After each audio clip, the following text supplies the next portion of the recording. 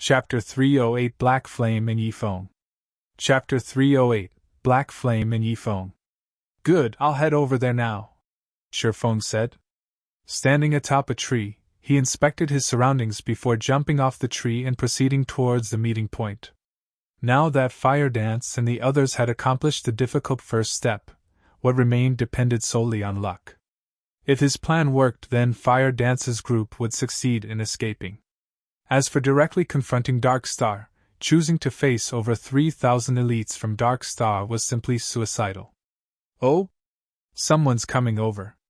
While Feng was traversing the forest, his keen five senses suddenly picked up on movement a short distance away. He promptly jumped up onto a tree. Towards the west side of the forest, a team of over 100 elite players was currently searching the vicinity as they moved. The majority of these players were red names, creating a very eye-catching sight. Moreover, none of them tried to hide their presence, which made it very easy for Feng to discover them. Uncle South Wolf, Zero Wing has played a significant role in the war between Ouroboros and world dominators this time. We also can't overlook the combat powers Zero Wing displayed. It is definitely not as simple as it appears in the video recordings of their battle. If Zero Wing had not suddenly ambushed world dominators from behind, world dominators would not have lost so overwhelmingly. Now, world dominators in White River City is only an empty shell of its past self. Blood Halberd is also continuously lambasting Lone Tyrant with a barrage of curses. However, since Lone Tyrant does not dare to become hostile with Blood Halberd, he has no choice but to suffer in silence. Black Flame is truly decisive with his actions. Not only did he eliminate world dominators from White River City, he has also severed a large portion of Dark Star's support. In addition, the post he made before declaring war on Dark Star has led to the war between Zero Wing and world dominators receiving widespread attention. Using only 3,000 players to defeat a first-rate guild like world dominators, with such a brilliant battle record, Zero Wing has instantly risen to fame from this single battle. Killing 3 birds with 1 stone. Even I am starting to admire this person named Black Flame. The commentary of the female summoner walking beside South Wolf on Zero Wing's battle was eloquent. She spoke as if she knew every little detail of Feng's plan. This girl was around 20 years old. She had a pair of beautiful eyes that was both bright and dazzling, making it difficult to discern the girl's thoughts. Her cherry lips were currently tilted up slightly, while her eyelids were curved into small crescents. The girl exuded a calm and mysterious aura. During the few occasions when she giggled, she would also reveal a noble and elegant temperament that drew the attention of others despite themselves. Yulan, you are Underworld's female Zhuge. How can you uplift others' prestige while downplaying your own worth? That Black Flame simply got lucky. He definitely isn't as smart as you make him out to be. South Wolf felt that Yulan overestimated Black Flame, who South Wolf believed was simply an arrogant and despotic person. Meanwhile, Zero Wing's victory in the war this time and the subsequent trouble that visited Dark Star were simply coincidences. There was nothing worthy of their concern. Maybe I am overthinking things. Yulan laughed, having no intention of refuting South Wolf's words. Although Zero Wing has risen to fame with this single battle and they have also managed to cause us some trouble, their core team is still trapped in the Silverleaf Forest. We have them completely surrounded now. Even if Ouroboros and the rest of Zero Wing rush over here right away, they will still be too late to change anything. As long as Zero Wing's core team is annihilated, the guild itself will receive a fatal blow. At that time, we'll see how Black Flame can continue acting rampantly. South Wolf scoffed proudly. Zero Wing had only managed to garner the reputation it had today due to their continuous monopoly of the top 10 positions on the ranking list of White River City. The 8 experts of Zero Wing were known by all, and they still occupied the top 8 positions on the ranking list until this day. Nobody had managed to threaten their positions all this time. If these 8 players died today, they would definitely fall out of the top 10.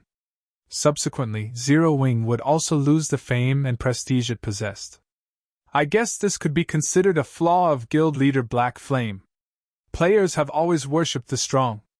Although occupying the top position on the ranking list would bring him great benefits, If he fails to maintain this position, it would instead become a sword that will stab him in the heart. Yulan nodded. In the middle of South Wolf and Yolan's conversation, an assassin suddenly spoke in the team chat. Brother South Wolf, I've found them. Assassins were not only proficient in the art of assassination, they were also proficient in the art of tracking. Hence, assassins were definitely the best choice when hunting for players. Good! Even the heavens are aiding me. I will bring an end to Zero Wing. Blade, immediately inform Guild Leader Tyrant of this and have them come quickly. We'll go ahead and delay Fire Dance's group. The moment everyone arrives will be their time of death. South Wolf laughed. It is a pity Yi Feng isn't with them. Otherwise, I will definitely make him regret making a mockery out of Underworld. Regardless, I will use the deaths of Zero Wing's core team members as a greeting gift to him. Yi Feng? Uncle South Wolf, are you referring to the God-ranked expert of White River City, that Yi Feng? Yulan suddenly grew interested. What dog's fart expert? If he had not hidden himself, I would have already made him kneel and beg for forgiveness by now, South Wolf said in disdain. Yulan entered a deep contemplation after hearing South Wolf's words. Suddenly, a smile appeared on her face and a hint of joy glimmered in her eyes. It was as if she had found a new toy to play with. Laughing lightly, she said, First, there is Black Flame, and now, there is Yi Feng, a God-ranked expert. Zero Wing is truly an interesting existence. Just as South Wolf's group was closing in on Fire Dance and the others, Feng hid himself within the dense treetops, waiting for South Wolf's group to approach him. Guild Leader, we're ready, Fire Dance said through the team chat. Good. Fire Dance, you and the other assassins sneak over to their healers and prepare an ambush. Make sure to maintain a certain distance from their group and be careful of detection. Although it is unlikely that any of them have learned a stealth erasing skill, we cannot rule out even the slightest possibility. Wait until they have entered Blackie's attack range, then make your move. No matter what, do not let them discover our tracks, Feng said quietly. After Feng had discovered South Wolf's group, he had immediately contacted Fire Dance and ordered them to ready themselves to get rid of these players. Feng had chosen to do so mainly because it was of utmost importance that Dark Star not find out where they were going. South Wolf's elite team consisted of over 100 players. All of them possessed relatively good quality equipment. Although there were a few bronze equipment mixed in, most of them were using mysterious iron equipment. This team was definitely one of Dark Star's core teams. Conversely, although Feng had only around 30 players on his side, every one of them was an expert. It was not exactly impossible for them to eliminate these 100-plus elite players in a short amount of time. Not to mention, Feng still had plenty of basic frost grenades and Tier 1 magic scrolls on him. Naturally, he had distributed quite a lot of them to Fire Dance and the others. In addition, if they could kill all these elite players, the deaths would cause significant damage to Dark Star. So why not? Leave it to me. Saying so, Fire Dance immediately led 5 assassins and snuck over. Although South Wolf's group consisted of 100-plus elite players, their levels were only around level 17, with level 19 being the highest. Meanwhile, Fire Dance was currently level 21. Fire Dance's techniques and equipment also surpassed these elite players by leaps and bounds. All these factors combined allowed Fire Dance to effortlessly sneak up on the enemy's healers. The 5 other assassins accompanying Fire Dance were not weaklings either. They were all core members of Zero Wing, sporting equipment of mysterious iron rank or above, and were also at level 20 right now. When they snuck up on the healers of Dark Star, none of them were detected. So when South Wolf and his group walked into Blackie's attack range, they all remained unaware of the looming danger. Kill! Feng commanded through the team chat, and immediately, everyone sprang into action. Chapter 309 Boss Ranked MT. Chapter 309 Boss Ranked MT. The 10 healers from Dark Star did not detect the presence of the 6 figures swiftly closing in on them at all. Fire Dance was extremely quick. She crossed the distance of 8 yards within an instant. The level 19 cleric that Fire Dance approached had no clue whatsoever. The cleric did not sense even a threat of danger, as a snowy cold dagger stabbed into the back of his head. Before the cleric could even feel pain, another dagger, this one scorching hot, slashed his neck. After placing the level 19 cleric in a fainted state, Fire Dance immediately followed up with a flurry of attacks. Backstab. Shadow Strike. Quadruple Assassinate. A series of frightening damages appeared above the cleric's head. Fire Dance was currently using the pair of fine gold-ranked daggers she had received from Feng. In addition, the equipment she wore consisted of fine gold and even dark gold items. For her, dealing with a cloth armor class like a cleric was a piece of cake. She instantly killed the level 19 cleric, who did not possess even 1,800 HP. The other 5 assassins that moved with Fire Dance performed similarly well, killing their targets almost as quickly as Fire Dance had hers. They actually dared to lay an ambush on us. What a bunch of suicidal fools! Everyone, do not panic. Guardian Knights, cast protection blessing on the healers. Rangers, mark those fools immediately. Absolutely do not let them disappear again. Elementalists, use ice-type magic to restrict their movements. Everyone else, charge at them. South Wolf quickly issued commands after discovering the deaths of 6 of their healers, a cold sneer on his face. The shield warriors and berserkers closest to the healers reacted quickly. They used charge on the 6 enemy assassins in an attempt to save the remaining healers in their team. Simultaneously, the Guardian Knights of Dark Star cast protection blessing on the 4 remaining healers, reducing the physical damage they received by 50%. One could not help but admit that the Dark Star elites were truly skilled players. Their response made it practically impossible for Fire Dance's group to kill the remaining 4 healers now. In the face of the shield warriors and berserkers' charge and also the barrage of frost arrows sent by the elementalists, Fire Dance and her fellow assassins promptly used wind steps, gaining more than a second's worth of invincibility, thanks to the skill's effect. All 6 of them then turned around and ran, leaving behind only the corpses of the 6 healers they killed as they plunged into the forest. Despicable! Assassins, chase after them! Make sure you don't lose track of them! South Wolf bellowed, anger filling his heart. Their team consisted of 100+ elite players. Yet, not only had they lost 6 of their healers in an ambush by 6 assassins, they had even allowed these ambushers to escape. Wouldn't they become laughingstocks if others were to find out about this matter? Before the elites of Dark Star could set off in pursuit of Fire Dance's group, the female summoner, Yulan, suddenly shouted loudly, "Do not chase after them! Everyone, scatter immediately!" The moment Yulan finished speaking, she promptly sprinted away from this part of the forest. South Wolf was confused by Yulan's actions, failing to understand why she would do such a thing. However, he still chose to listen to her advice and started running. At the same time, in the distance, Blackie finished chanting the final verse of his spell's incantation. In the next moment, an enormous, golden magic array appeared in the sky, covering a large part of the forest. Shortly after, a dazzlingly brilliant star appeared from the magic array and plummeted towards the forest. One after another, the Dark Star elementalists with quick reactions responded by immediately activating instantaneous movement. Meanwhile, the other classes also activated their own life-saving skills while doing their best to escape the effective range of the attack. However, there were a few players from Dark Star that failed to respond appropriately. Moreover, Blackie's stars of light possessed a very large effective range. Hence, when the first star impacted the ground, the blast caught over a dozen Dark Star players. The continuous bombardment of the stars of light easily wiped out even shield warriors that possessed more than 3,000 HP. To put it simply, all those within the stars of light's effective range died. What an amazing skill! Now that I'm seeing it in person, this skill is extraordinary as expected. Aside from Black Flame and Feng, the top ranker of White River City cannot be taken lightly either.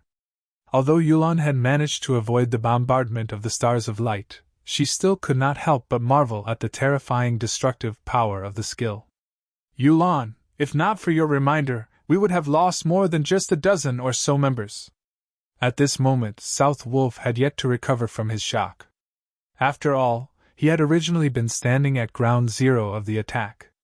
If he had not escaped as quickly as he had, he might have been among the dozen or so players who had died.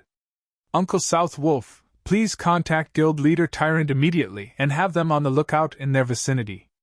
Make sure they don't split up, as the ambushers from Zero Wing are definitely not limited to just those 6. Yulan said in the team chat after surveying her surroundings. Yulan, you worry too much. Although we have lost some of our people, this team of ours consists entirely of Dark Star's elite. Fire Dance's group has only around 30 or so members remaining. In a direct confrontation, they stand no chance against us at all. The most they can achieve right now is an ambush on us. Now that they have revealed themselves, it is the perfect chance for us to pursue them. So, how can we choose to wait for our deaths in this place? South Wolf felt that Yuan was panicking slightly after seeing the stars of light. Originally, Yuan had wanted to dissuade South Wolf. However, the latter was simply too impatient. He also did not wish to miss this great chance to get rid of Fire Dance and her group. Hence, before Yuan could say anything more, South Wolf had already led the team off, charging in the direction where Fire Dance and the others had disappeared. Just in time. Seeing South Wolf and his team running over, Feng revealed a smile as he waved his hand. At Feng's gesture, Kola and the other plate armor classes immediately charged forward to meet with the Dark Star members. The moment South Wolf's group noticed a dozen or so Zero Wing members charging at them, they, too, did not hesitate to hasten their steps, their eagerness to get rid of Kola and the others showing clearly in their eyes. Kola was the chief MT of Zero Wing, and his current level was at level 21. In addition, Kola was mostly geared with fine gold equipment, secret silver being the poorest quality for the items he had on him. The Arclight Guard in his hand was also a dark gold ranked shield. With such good items, Kola's HP exceeded the 3,900 threshold, and his defense was likewise frightening. When a flame explosion sent by one of Dark Star's elementalists landed on him, the spell barely managed to deal slightly over -300 damage. The caster of the spell goggled from shock when he saw such a low damage, his eyes nearly popping out of their sockets. Meanwhile, an arrow shot by a ranger from Dark Star dealt only around -100 damage. The attack could barely be considered a scratch on Kola. To make matters worse, Kola also excelled at dodging. In the face of a sky filled with spells and arrows, Kola actually managed to dodge over half of these attacks. Meanwhile, standing at the rear, Violet Cloud merely had to gesture with her delicate hand, casting a basic recover on Kola. Instantly, the spell fully restored the 400+ HP Kola lost, returning the Guardian Knight to full health. Moreover, recover was a skill that restored the target's HP once every 3 seconds for a duration of 15 seconds. Seeing this scene, everyone from Dark Star was immediately dumbfounded. What kind of healer is she? I am a cleric as well, yet my recover can restore only around 200 HP each time. She's already comparable to the top 5 healers of Dark Star, a cleric for Dark Star commented in shock. Originally, they were already having a hard time trying to kill Kola. Now that there was also an amazing healer supporting him from behind, it was simply impossible for them to kill him. Shortly after both sides started confronting each other, the players from Dark Star suddenly discovered a shocking matter. Kola's HP had actually risen past 5,000. Moreover, the heals he was receiving had also increased from the original 400+ to 500+, making him even more impossible to kill. Unknown to the members of Dark Star, Kola's sudden upgrade was all due to the Arclight Guard's passive skill, Sound of Life. Every time Kola received an attack, he would receive a stack of Power of Life. Each stack of Power of Life increased Kola's maximum HP by 3% and the healing he received by 2% for 1 minute, and Kola could accumulate a maximum of 10 stacks of Power of Life. Hence, Kola suddenly became much more powerful. Kill him! All range classes, focus fire on him! South Wolf knew that if Kola did not die, it would be a huge blow to the team's morale. Therefore, killing Kola had priority. Immediately, half a dozen berserkers surrounded Kola, while the ranged damage dealers sent a continuous stream of attacks at him. They no longer treated Kola like a player but a boss monster. In response to their actions, Kola simply smiled in disdain. He then activated Protection Blessing, reducing the damage he received by 50%. Now, the highest damage the players from Darkstar managed to inflict on Kola did not exceed -200 points. A majority of the attacks were even below -100 damage. In the face of Kola's 5,000 plus HP, such damages were simply insignificant. However, due to the large number of attacks, Kola's HP quickly fell below the 50% threshold. Right then, Violet Cloud took action again. She casually cast Guardian Shield and Recover on Kola. At Violet Cloud's current level, her Guardian Shield would provide her target with a buff that could absorb over -700 damage. She followed up with Healing Light. In the next moment, a healing value of +1,600 appeared above Kola's head, in addition to the 500 plus HP regenerated with Recover. Kola's HP instantly went back up to full again. Chapter 310 Reversal. Chapter 310 Reversal. Originally, the Guardian Knight Kola was already a huge headache due to his high HP and defense, and Dark Star's players exerted quite a lot of effort in order to reduce his HP by over half. Yet, in the next moment, he was now back to full health. South Wolf nearly popped a vein when he witnessed this scene. Although Kola was an MT, the damage he dealt was not one bit low. A casual slash from his sword could deal around -300 to -400 damage to Dark Star's shield warriors. If Kola used a skill, he could even deal -500 to -600 damage, which was even higher than that of the berserkers of Dark Star. Moreover, Kola could tank 4 berserkers simultaneously, all by himself, and he even managed to send them flying back. Meanwhile, such a boss-ranked MT was now immortal due to a single cleric from Zero Wing. However, this still was not the end of South Wolf's headache. The MTs in his team were relatively high-ranking MTs in White River City. But the 2 berserkers named Lonely Snow and Water Buffalo still sliced them up in no time. For example, one of the Guardian Knights of Dark Star had come under the combined assault of the 2 berserkers. At first, the Guardian Knight had received 2 normal attacks from the berserkers. Unfortunately, both attacks had achieved a critical hit, with Lonely Snow dealing over -1,400 damage and Water Buffalo dealing over -1,300 damage. Without leaving any gaps, the 2 then followed up with Beheaded, both of their skills dealing over -1,000 damage each. As a result, even though the Guardian Knight had 2 healers focusing on him, his 3,000 HP was still reaped away within an instant. Meanwhile, Fire Dance was even more amazing than the 2 berserkers. After dishing out a flurry of attacks, she followed up with a 7-star Eviscerate that achieved a critical hit, dealing over -2,300 damage. Within moments, 1 more Guardian Knight of Dark Star died. South Wolf had even begun to suspect that the members of Zero Wing were no longer playing the same game Dark Star's players were. After all, whether it was Zero Wing's MT, healer, or DPS, all of them were so powerful. On the other hand, the players of Dark Star were like paper, dying from just a touch. With merely a brief exchange, South Wolf's team had already lost 9 members. It should be known that all these players were core members of Dark Star. They were not random noobs that could be found anywhere on the streets of White River City. Each and every one of them was a skilled player, and they all had a good sense for battle. Although they were not comparable to experts, either were they far from one. Yet, even so, these elite players still died with barely any resistance. As the battle continued, the players from Dark Star grew more and more frightened. They had yet to kill a single player of Zero Wing, even until now. This was definitely a huge psychological blow to the elites of Dark Star. "Don't panic! We outnumber them thrice over. Assassins and Rangers, take out their healers first. As long as the healers are dead, the others will soon follow, even if their combat power is superior." South Wolf was no idiot, and he immediately sought to utilize Dark Star's advantage. Zerg tactics. It was the easiest tactic for obtaining victory in any virtual reality game. As South Wolf had the numerical advantage, he could afford to divide his troops into two groups, one to pin down the enemy forces, and another to circle around and strike at the enemy's weak point.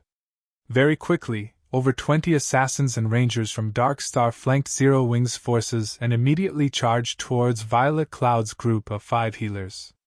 Contrary to expectations, however, even when Violet Cloud's group noticed Dark Star's players charging towards them, none of them chose to run away. Instead, they continued healing their allies at the front, paying no attention to their attackers at all. In regard to the healers' lack of reaction, Dark Star's players did not give it too much thought. They simply continued charging forward, having concluded that Zero Wing's healers had already given up on escaping. When there was only a short distance of 8 yards between the assassins and Violet Cloud's group, an intermediate frost grenade suddenly landed, exploding in the midst of the assassins. Dark Star's rangers, who stood 30 yards away, also received an intermediate frost grenade of their own. In the blink of an eye, both groups were frozen solid. A damage of -400 also appeared above each of their heads. Although the 8 assassins immediately used Vanish to escape the freezing effect, they were still unable to advance as an ice wall appeared, blocking the path between them and Violet Cloud's group. Meanwhile, the person responsible for casting this ice wall was one of the 5 demon generals that Feng had recruited, Ice Queen Su Qianlu. Ice Wall was the perfect skill for this scenario. Without magic immunity, if the assassins were to charge into the ice wall, their movement speeds would slow to a crawl. At that time, their fates would be as good as sealed. Although Ice Wall had a short duration of only 2 to 3 seconds, it still provided the healers with a brief, but important, moment of respite. As for the Rangers of Dark Star, none of them had any skills that could be used to dispel the effects of control skills, and neither did any of them possess any life-saving skills. Hence, they could do nothing but stand there and watch. At this moment, Feng used silent steps and suddenly appeared behind these frozen rangers. To Feng, a group of immobile players was entirely negligible. Feng was currently at level 23. He was also equipped with the newly acquired 7 Luminaries ring, and had recently received the Golden Stigmata. His overall attributes surpassed these elite players manyfold. Moreover, Feng currently had the Aura of Fire activated, the aura effect increasing his damage by 30%, while also reducing his target's defense by 30%. Immediately, Feng sent a level 8 thundering flash at the group of rangers. Green arcs of lightning crackled as they instantly pierced the bodies of these rangers. Damages of -1,102, -1,528, and -2,140 appeared above each of the 12 rangers' heads. Although none of Feng's attacks had achieved a critical hit, these rangers had only around 2,000 HP. Meanwhile, Feng's thundering flash had dealt more than -4,700 damage in total, far surpassing the rangers' maximum HP. The members of Dark Star saw Feng killing all those rangers with a single strike. Each and every one of the witnesses was completely dumbfounded, their jaw hanging wide open. South Wolf nearly had his eyes pop out of their own sockets. The 12 rangers simultaneously collapsed to the ground, their actions in complete unison. In the next moment, piles of weapons and equipment were scattered around their bodies. In this chaotic battlefield, this scene was both striking and shocking. The 12 rangers were all either level 18 or level 19 players. Most of the equipment they used was also level 15 mysterious iron equipment, and every one of them had more than 2,000 HP. Yet, they were killed off so easily. Moreover, it wasn't just one person that got killed but an entire group. For a moment, South Wolf believed that he was dreaming. He even considered giving one of his subordinates a slap and then asking said subordinate if it hurt, to confirm whether or not this was a dream. As for the assassins of Dark Star who had been waiting for the ice wall to disappear, after witnessing this unforgettable scene, they had completely forgotten their original task of dealing with Violet Cloud's group of healers. They idly stood there as they watched their ranger companions die, their minds empty of all thought. They then swallowed a big gulp of saliva as they suddenly recalled an important matter. With the number of murders they had committed so far, if they died as well, not only would they lose 2 to 3 levels, they would even lose all the equipment on their bodies. Watching from a distance, Blackie was similarly astonished by the instant deaths of the 12 elite players. However, he had long since grown inured to Feng's horror-inducing feats, so he quickly regained his composure and threw a basic frost grenade at the still-dazed assassins of Dark Star, freezing them once more. This time, none of the assassins could use Vanish to remove the freezing effect on them. Hence, they could only obediently stay frozen. Following which, Blackie chanted an incantation and used Hell Flame. One could easily imagine the might of a Hell Flame that was powered by the epic rank staff Mavis's Guard. Damages of over -1,000 points immediately appeared above these assassins' heads, and within 3 seconds, all of these assassins turned into ashes, leaving behind a pile of shining weapons and equipment. However, this was still not the end. After Feng had dealt with Dark Star's Rangers, he then cast Firestorm, the activatable skill of the Aura of Fire, at the heart of the battlefield. Firestorm inflicts 500% damage within a range of 10 by 10 yards for 5 seconds. Cooldown 5 minutes. In terms of damage, Firestorm did not lose out to Stars of Light by much. However, it had a much smaller effective range. Currently, Cola was surrounded by plenty of Dark Star's elite players. Before anyone could react, a storm of flames suddenly emerged above them, and the HP of all of Dark Star's players within 10 yards of Cola fell at a crazy rate. Although Shield Warriors and Guardian Knights were classes with high HP and defense, Feng's equipment was simply too amazing, which resulted in his current attack power being well over 800 points. With such a high base value, even though the Shield Warriors and Guardian Knights of Dark Star possessed plenty of damage reduction items, they still received more than -2,000 DPS. As for the other classes, they received more than -3,000 DPS. Even when the Shield Warriors and Guardian Knights activated their life-saving skills, which allowed them to have the damage they received, they still could not avoid death. After Firestorm ended, all of Dark Star's players caught within its effective range were reduced to cinders. Only Cola and the other frontline members of Zero Wing remained alive. Dark Star's 40 or so frontline players had died. All of a sudden, Zero Wing's side outnumbered Dark Star's. "Black Flame, why are you here?" South Wolf instantly recognized the person responsible for killing the majority of Dark Star's players. At this moment, South Wolf's eyes were filled with incomparable shock as his trembling finger pointed at Feng's crimson-red name. South Wolf failed to understand why Black Flame would appear at this place. He also could not understand why Black Flame was so powerful. Wasn't Black Flame just a forger? Originally, there had been a huge numerical difference between the two sides. However, in the blink of an eye, a strategic change occurred, all because of Black Flame's fleeting blow. Dark Star was no match for Zero Wing even when Dark Star had the advantage of numbers. Now that the situation was reversed, the end result was obvious. Chapter 311 Absolute Control. Chapter 311 Absolute Control. Watching up to this point, South Wolf knew that defeat was inevitable, though he was loath to admit it, and his heart was filled with indignation. Currently, his team had fewer than 30 players, and practically all of them were mages and healers.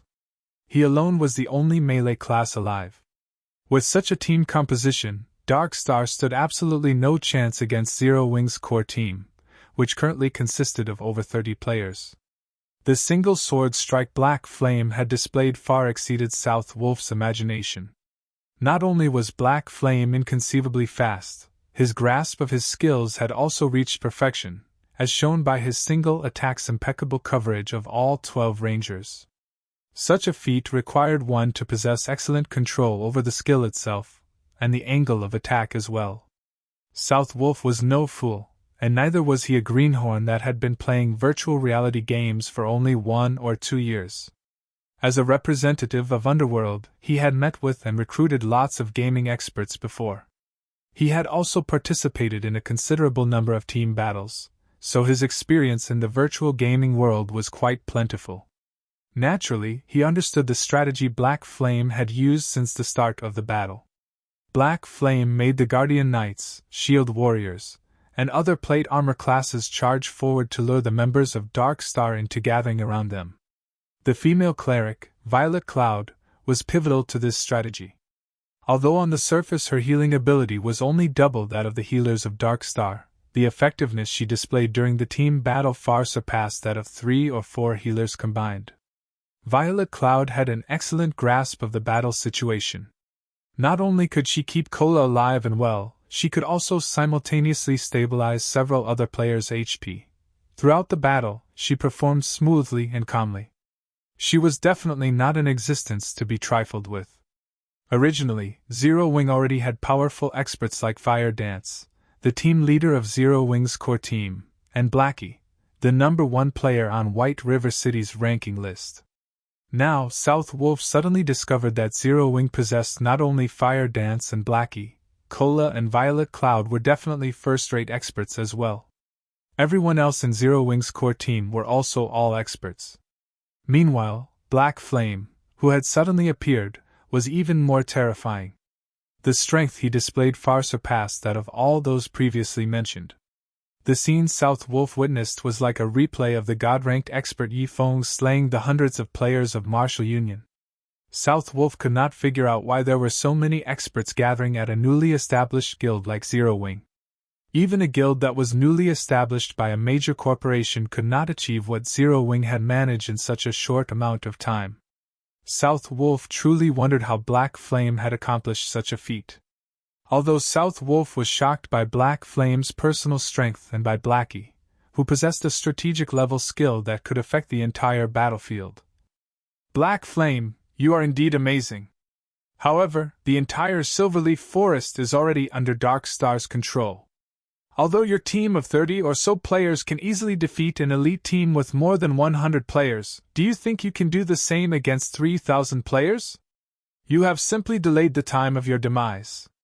South Wolf laughed coldly as he looked at Feng, his current appearance making it seem as if he no longer cared about the many elite players that had died.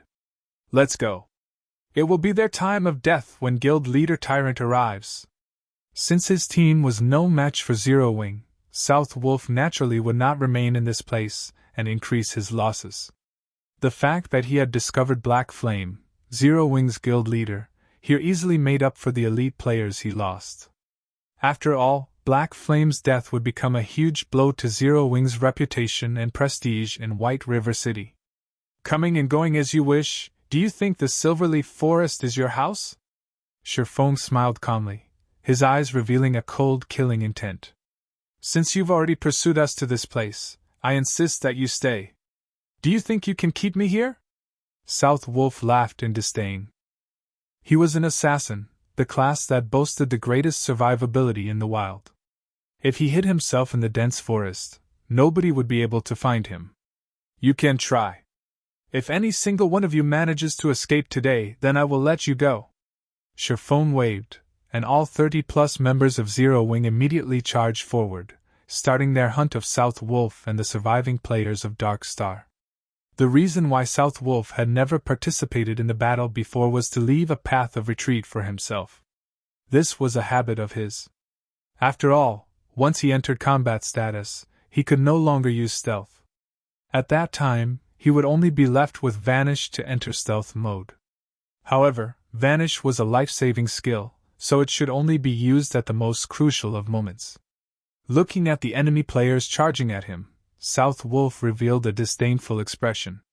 Just as he was about to use stealth and hide himself in the dense forest. What's going on? South Wolf suddenly discovered that he could not use the skill. Like a prisoner deprived of his freedom, South Wolf frantically called out his skill bar to look for the cause of this situation. Boss South Wolf, we can't use our skills! What are we supposed to do now? The elementalists of Dark Star asked, frightened. Originally, they had intended to cast Ice Wall to delay Zero Wing's charge. Now, however, none of them could use any of their skills, and an elementalist that could not use skills was like a lamb to the slaughter. Aside from sacrificing their lives to earn a few extra seconds for their allies, they were helpless. Run first, talk later. South Wolf was confused about this situation as well, and he suspected that something must have gone wrong with the system. Since none of them could use skills, they could only rely on their 2 feet to escape. As an assassin, South Wolf had great confidence in his own speed.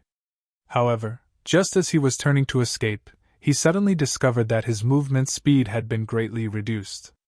Everyone else from Dark Star faced a similar situation as well. Just what is going on? South Wolf started panicking as the players of Zero Wing raced closer and closer to them. However, he was simply helpless in the situation. In the next moment, South Wolf noticed a black figure dashing past Cola and the others. Like a mad gale, the figure instantly caught up with the escaping players of Dark Star. This person was none other than Feng himself.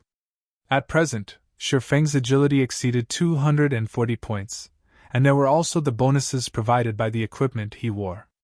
In terms of movement speed, Feng was definitely ranked at the apex of Star Moon Kingdom. Feng used silent steps and appeared behind South Wolf like a ghost. He then said softly, "I've already said that you can't escape." Previously, while Feng was conversing with South Wolf, he had secretly switched the aura of fire on the 7 luminaries ring to the aura of time. Meanwhile, the aura of time reduced the movement speed and attack speed of enemies within a 100-yard radius by 20%, and increased the cooldown of their skills by 20%. When its activatable skill, Absolute Time, was used, it would even prevent enemies within a range of 50 by 50 yards from using any skills or tools for 20 seconds. After Feng used Absolute Time to envelope this entire area, everybody from Dark Star could not use any skills or tools for 20 seconds. Dark Star's current surviving members mostly consisted of mages and healers, so this restriction had truly rendered them completely helpless. One could say that the moment South Wolf's team stepped into this region of the Silverleaf Forest, their lives passed into Feng's hands. Just what did he do? South Wolf's heart was filled with shock when he noticed Feng appearing behind him. Before South Wolf could even ponder on the subject, Feng's abyssal blade had already left its scabbard. Countless silver lights pierced the numerous vital points on South Wolf's body. South Wolf had only leather armor, so every one of Feng's attacks managed to cause over -500 damage, while critical hits dealt over -1000 damage. On the other hand, the mysterious iron-ranked chest piece South Wolf wore was like a piece of tofu. Not only was it easily pierced by Feng's abyssal blade, each attack it received greatly diminished the armor's durability. Just 3 strikes had nearly reduced it to scrap already. Feng's attacks were lightning fast, and he had brandished his sword 8 times in a single series. By the time South Wolf had recovered from shock, his 2000+ HP was completely gone. Suddenly, South Wolf's field of vision turned gray, while his body fell to the ground involuntarily. Even as he died, shock and confusion still filled his face. As South Wolf had not participated in any of the battles so far, his name remained white all this time. After he died, only 1 piece of equipment dropped by his body. He also lost only a single level. However, were Feng's attacks as simple as they looked? The reason why Feng had chosen not to use any skills, and had instead carried out only normal attacks, was to destroy the equipment on South Wolf's body. When South Wolf died, nearly half of the equipment on his body had already turned to scrap. Now that he had dropped yet another piece of equipment, he had definitely suffered heavy losses. Chapter 312 Diving into Danger Alone. Chapter 312 Diving into Danger Alone. After South Wolf died, the members of Dark Star were like headless flies. Frightened and scared, they fled in all directions. Zero Wing's berserker Lonely Snow swiftly closed the gap between him and an elementalist of Dark Star to 20 yards before using charge to instantly catch up to and incapacitate the elementalist. After that, Lonely Snow used Thunderclap, Violent Strike, Suppression, and Whirlwind Slash in rapid succession, making quick work of the elementalist. Following closely, everyone else from Zero Wing took action as well. Against a group of mages and healers that could use neither skills nor tools, in addition to the fact that these classes were innately slow runners, the members of Zero Wing required no time at all to finish off the surviving Dark Star members. As these players died, they left behind piles of weapons and equipment. Ha! What a fun battle! Those bastards from Dark Star think that they are so amazing, but now, all of them are dead. Cola laughed loudly as he looked at the weapons and equipment scattered all over the ground. The frustration he had accumulated from continuously running away was completely swept away now. Fire Dance nodded her head in agreement, a faint smile appearing on her face. She then said with a light chuckle, "This battle was indeed a good stress reliever. None of us died this time, while Dark Star lost over 100 players. After this battle, Dark Star will have to reorganize their plans to pursue us. If they could deal with a team of over 100 elite players in such a short time, it also signified that Dark Star would be simply sending its members to their deaths if a team had fewer than 200 or 300 players. In order to reduce its losses, Dark Star would definitely consolidate its teams and at least double or triple the member count of each team." At this moment, Blackie and the others were laughing without restraint as well. After all, they were able to kill over 100 elite members of Dark Star. This would, without a doubt, be a huge blow to Dark Star. "Collect the loot. Dark Star will be arriving here soon," Feng commanded. The loot they obtained from killing the 100-plus elite members of Dark Star was extremely bountiful. They had collected close to 1,000 weapons and equipment, and a majority of them were even mysterious iron rank. The harvest they got from this single battle far exceeded even the harvest Aqua Rose obtained from the battle that involved tens of thousands of players. Even Feng was somewhat moved by this harvest. Kill and plunder. Just from this battle, they had obtained the resources required to arm an elite team of 100 players. This was precisely the reason why, in the past, many large guilds preferred to kill and plunder the core teams of smaller guilds. Not only could they increase their guild's fame and prestige by doing so, they could also make a huge profit. They could upgrade their weapons and equipment much faster this way, compared to raiding dungeons and killing bosses. However, the harvest from this battle was still insufficient to offset the losses Zero Wing had suffered. After all, the weapons and equipment of Dark Star's elites were inferior to those of Zero Wing's elite members, not to mention those of Zero Wing's core members. Every core member of Zero Wing possessed quite a few pieces of secret silver-ranked weapons and equipment, and some even possessed fine gold and dark gold-ranked weapons and equipment. "Guild leader, why aren't you leaving?" Fire Dance looked curiously at Feng, who had jumped onto a large tree. "You guys go first. I'll hold down the fort." Feng was not a lord who would sit comfortably in his throne while his subordinates fought. Since he was already here, naturally, he needed to take something away from Dark Star. "But guild leader, this place is too dangerous. You're also not an assassin," Fire Dance said worriedly. "You guys have done enough. Let your guild leader handle the rest." Feng waved them off, hurrying Fire Dance and the others to the designated location. Upon hearing Feng's words, everyone from Zero Wing was immediately moved.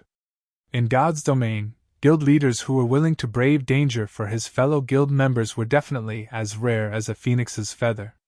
Not to mention, Feng was currently a famous existence in God's domain. If he were to die, his reputation would be greatly affected. "Then I'll stay behind as well," Blackie said. "How could I be left out from such an important matter?" Cola stepped forward. Suddenly, everyone else started voicing intentions to remain. "All of you, stop making a fuss and leave with me.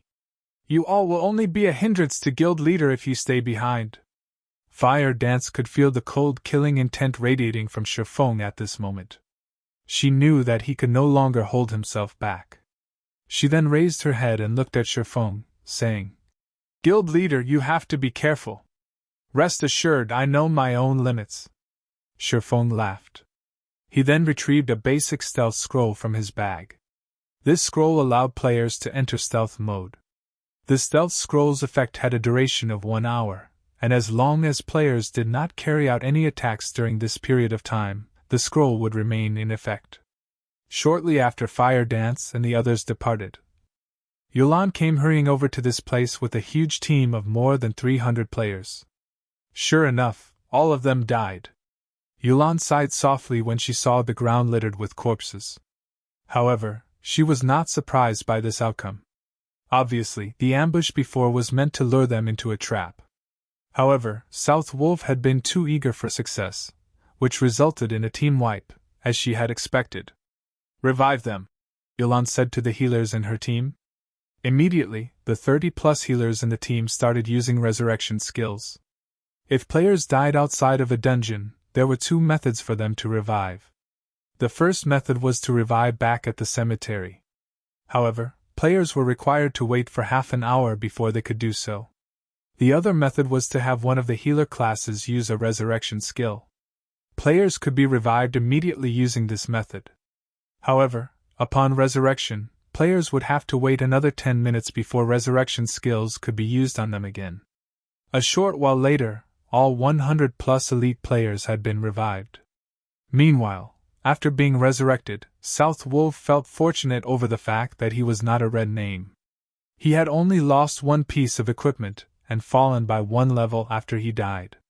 Yet, when he discovered that most of the equipment he wore had been turned to scrap, he nearly went insane. South Wolf had been using level 15 mysterious iron set equipment, which could be obtained only from a level 15 team dungeon. In order to obtain the complete set, South Wolf had expended a huge amount of time and effort. Now, however, all of them were destroyed. Unlike field bosses, team dungeons reset only once every 3 days, and there were only a limited number of level 15 team dungeons within the region of White River City. Gathering the complete set had taken South Wolf 2 cycles. If he wished to obtain the set once again, he would have to wait through another 2 cycles. At this moment, Lone Tyrant arrived at the scene. He then asked, "South Wolf, what happened here? How did all of you die?" South Wolf was someone from Underworld, so he did not particularly care how many players from Dark Star had died. He cared more about himself instead. However, the same could not be said for Lone Tyrant. The strength of Dark Star determined his future as its guild leader. Now more than 100 elites from his guild had died for no reason. The worst part was that these elites had lost most, if not all, of their weapons and equipment. The levels they lost could be recovered, but it would not be as easy to recover the equipment. We were lured into an ambush unprepared, and all of us got killed. However, I discovered something even more important. I don't know how he managed it, but Black Flame is now with the core team of Zero Wing. He has also become a red name at this point, so this is the perfect chance for us to destroy Zero Wing. Although Black Flame is very powerful, we should have no problems dealing with all of them if we send in a team of 300 to 400 players. We can still catch up if we chase after them right away.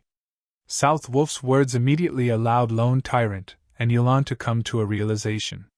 Truly an interesting person, Yulan muttered softly, her interest towards the player named Black Flame growing.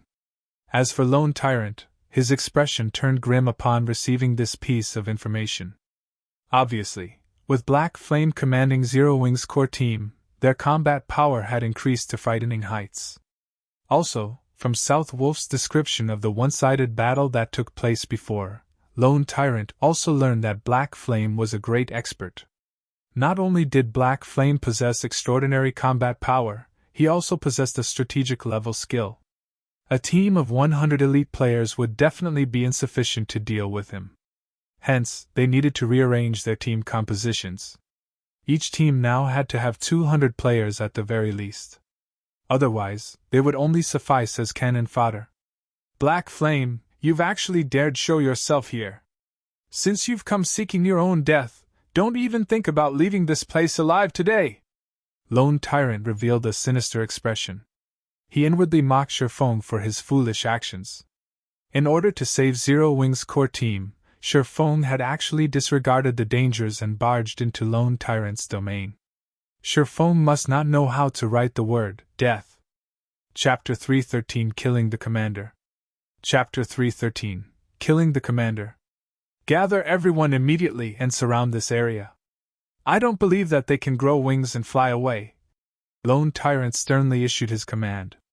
The news of World Dominator's defeat had already spread, and very few in White River City did not know about the battle that took place. This result had greatly boosted Zero Wing's prestige. If Dark Star could get rid of not only Zero Wing's core team, but Zero Wing's guild leader, Black Flame, also, then they could destroy the fame that Zero Wing had accumulated up until this point. At that time, Dark Star would also garner fame themselves, killing two birds with one stone. Naturally, Lone Tyrant would not let go of such a valuable opportunity. Immediately, everyone from Dark Star started moving. Previously, they had tried to cover too large an area in their search. Now that Feng and the core team of Zero Wing had exposed themselves, Lone Tyrant quickly concentrated their hunt. Soon, more and more Dark Star members gathered at the stated location in the dense forest. Feng, who remained hidden in a tree, did not panic at this situation. Instead, he continued to wait for all the members of Dark Star to arrive. Come, come! The more, the merrier! Feng inwardly chuckled as he saw that the number of players gathered had already exceeded 1,000. Before the battle even started, Feng had already considered the consequences. If he had not come fully prepared, he would not have allowed Fire Dance and the others to obliterate South Wolf's team of elites. Guild leader, our members have surrounded this part of the forest. As long as any Zero Wings members show themselves, it will be their death, a ranger reported as he walked up to Lone Tyrant. Good. Start shrinking the encirclement. Lone Tyrant laughed satisfyingly. He then looked towards Ming Sha, the team leader of the Underworld Guards, and respectfully said, In a moment, we will have to rely on Brother Ming Sha and your men to take care of the experts from Zero Wing. Rest assured, young Master Feng sent us to deal with Fire Dance and her team of experts. Although there is now an additional black flame added to the equation, the Underworld Guards can resolve this solution all the same. We won't let any of them escape. Ming Sha replied and nodded his head. In order to extinguish Zero Wing's core team, Feng Xianyang had specifically sent a team of Underworld Guards to assist Dark Star. Feng Xianyang had gone all out on this hunt. Every Underworld Guard was an expert that Underworld had spent many years searching for to recruit. Underworld had also spent massive amounts of resources on nurturing these experts further. Compared to Absolute Heaven, the top-tier assassin that Feng faced before, these Underworld Guards were stronger, not weaker. Meanwhile, Feng Xianyang had sent a team of 20 of such guards. One could just imagine the frightening might this team possessed. Even a 100-man elite team from Dark Star was no match for this team. Also, the leader, Ming Sha, was an expert among experts. In the virtual gaming world, he ranked near the top. Regarding pure combat techniques, he was on the same level as the Snow Goddess, Gentle Snow. However, as Gentle Snow was in possession of a huge amount of resources, in terms of equipment, Ming Sha was definitely no match for her. Originally, Feng Xianyang had arranged for Ming Sha to go to White River City to deal with Yifeng. However, Yifeng was simply too elusive, as if he had completely vanished from White River City. Hence, Feng Xianyang sent Ming Sha to deal with the top experts of Zero Wing, such as Fire Dance and Blackie. In regards to Ming Sha's strength, Lone Tyrant had personally experienced its power.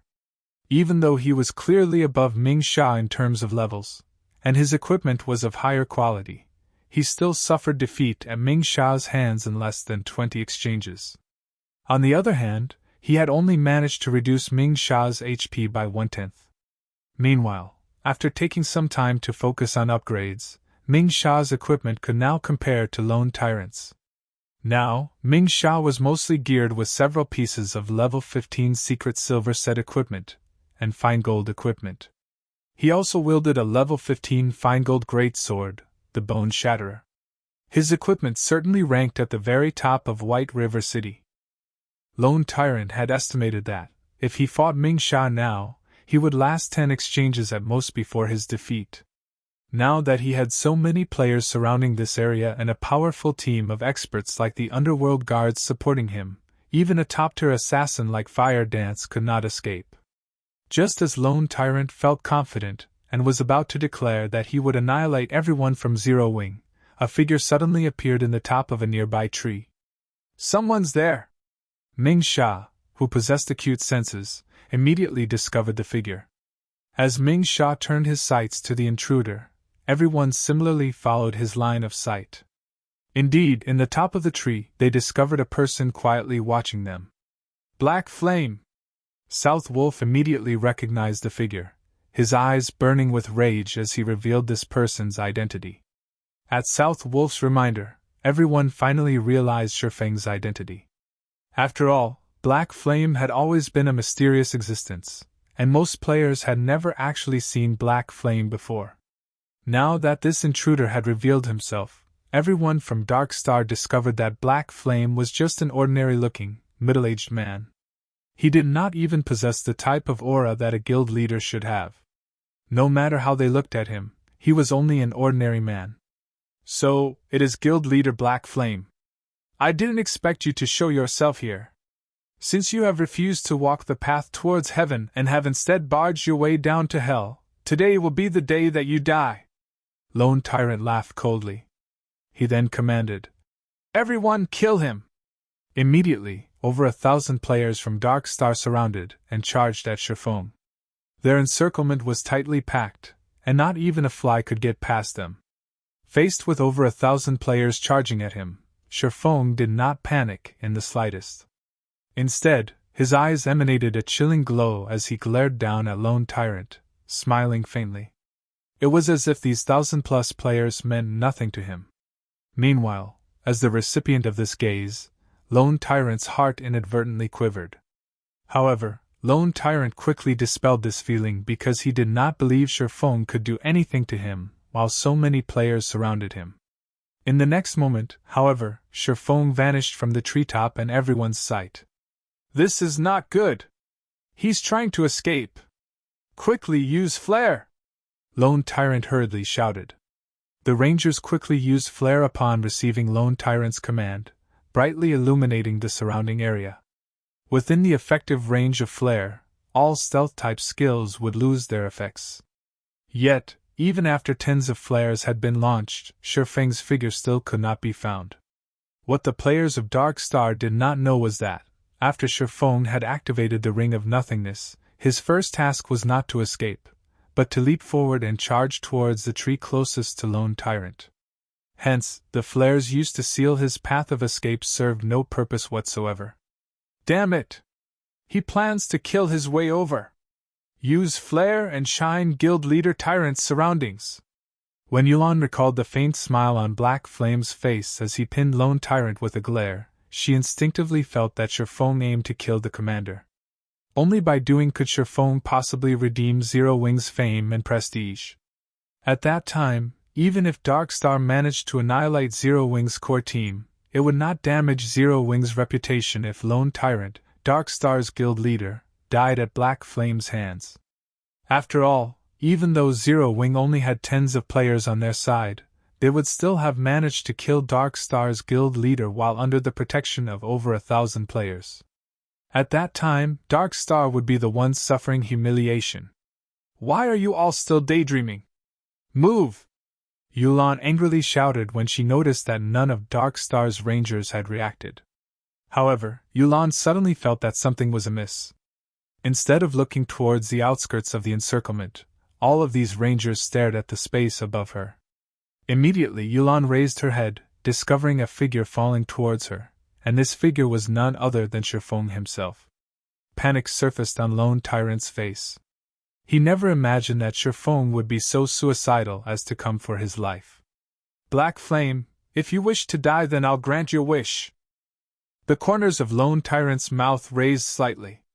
He then picked up his shield and sword, fully prepared to guard against Feng's attack. What amazing courage! Ming Sha, who stood by Lone Tyrant's side, brimmed with fighting spirit right now, his eyes glowing as he watched Feng fall. He then retrieved the bone shatterer from his back and stood in front of Lone Tyrant, acting like a highly defensive wall. Ming Sha secretly admired Feng's performance, and he deeply wished he that could properly exchange blows with this man. However, responsibilities came first, so he had no choice but to get rid of Feng. Even with Ming Sha protecting Lone Tyrant, Yulan still felt that something was off. After all, why would an intelligent and resourceful man like Black Flame carry out such a reckless action? As insurance, Yulan hurriedly commanded, Guardian Knights, use Protection Blessing on Guild Leader Tyrant. All healers focus on healing Guild Leader Tyrant as well. Do not let Black Flame succeed. Chapter 314 True Expert. Chapter 314 True Expert. When Feng landed soundlessly on the ground, he was only 20 yards away from Lone Tyrant. In the next moment, sacred heals graced Lone Tyrant, one after another. Lone Tyrant was one of the top 10 players on the ranking list of White River City. He was one of the apex MTs throughout White River City as well. Although he was only level 21 at the moment, he had over 3,700 HP, and he was not much weaker than Kola. With high HP and defense, physical damage classes such as assassins, berserkers, swordsmen, and rangers would find it extremely difficult to kill Lone Tyrant. Not to mention, Lone Tyrant now had a large team of healers keeping him alive. Moreover, there was also the great expert, Ming Sha, currently guarding him. Hence, Yulan was greatly confused as she watched Feng's foolish actions. Let me see what you are made of! Ming Sha smiled at the oncoming Feng, and at the same time, he lifted the Bone Shatterer and slashed it down at his enemy. The Bone Shatterer was a massive greatsword, yet, Ming Sha wielded it nimbly and accurately. In a single strike, he had completely sealed off Feng's path of advance. At this moment, the surrounding melee players of Dark Star charged at Feng, intending to make mincemeat of him. Meanwhile, the mages standing a short distance away also started casting their spells. As long as Ming Sha managed to delay Feng for a few more seconds, Feng would receive the bombardment of hundreds of spells. Even Zero Wings Chief MT, the Guardian Knight Kola, would lose his life if he received so many spells, not to mention a swordsman like Feng. Yet, as if he did not see these mages readying their attacks, Feng continued to charge forward, showing no intentions of slowing. Just as Ming Sha's second strike was about to land on Feng's body, however, Feng's entire person disappeared. Subsequently, Ming Sha's Bone Shatterer struck only air, generating a powerful gust of wind. The elementalists, cursemasters, summoners, and all other ranged classes that were about to launch their attacks also interrupted their chanting after they lost sight of their target. Where is he? When Ming Sha failed to find Feng in front of him, he could not help but examine his surroundings. Suddenly, Ming Sha felt a chilling intent coming from behind him. Spinning around, he discovered that, just like a ghost, Feng had soundlessly appeared behind Lone Tyrant. If not for his acute senses, he would not have detected Feng's presence at all.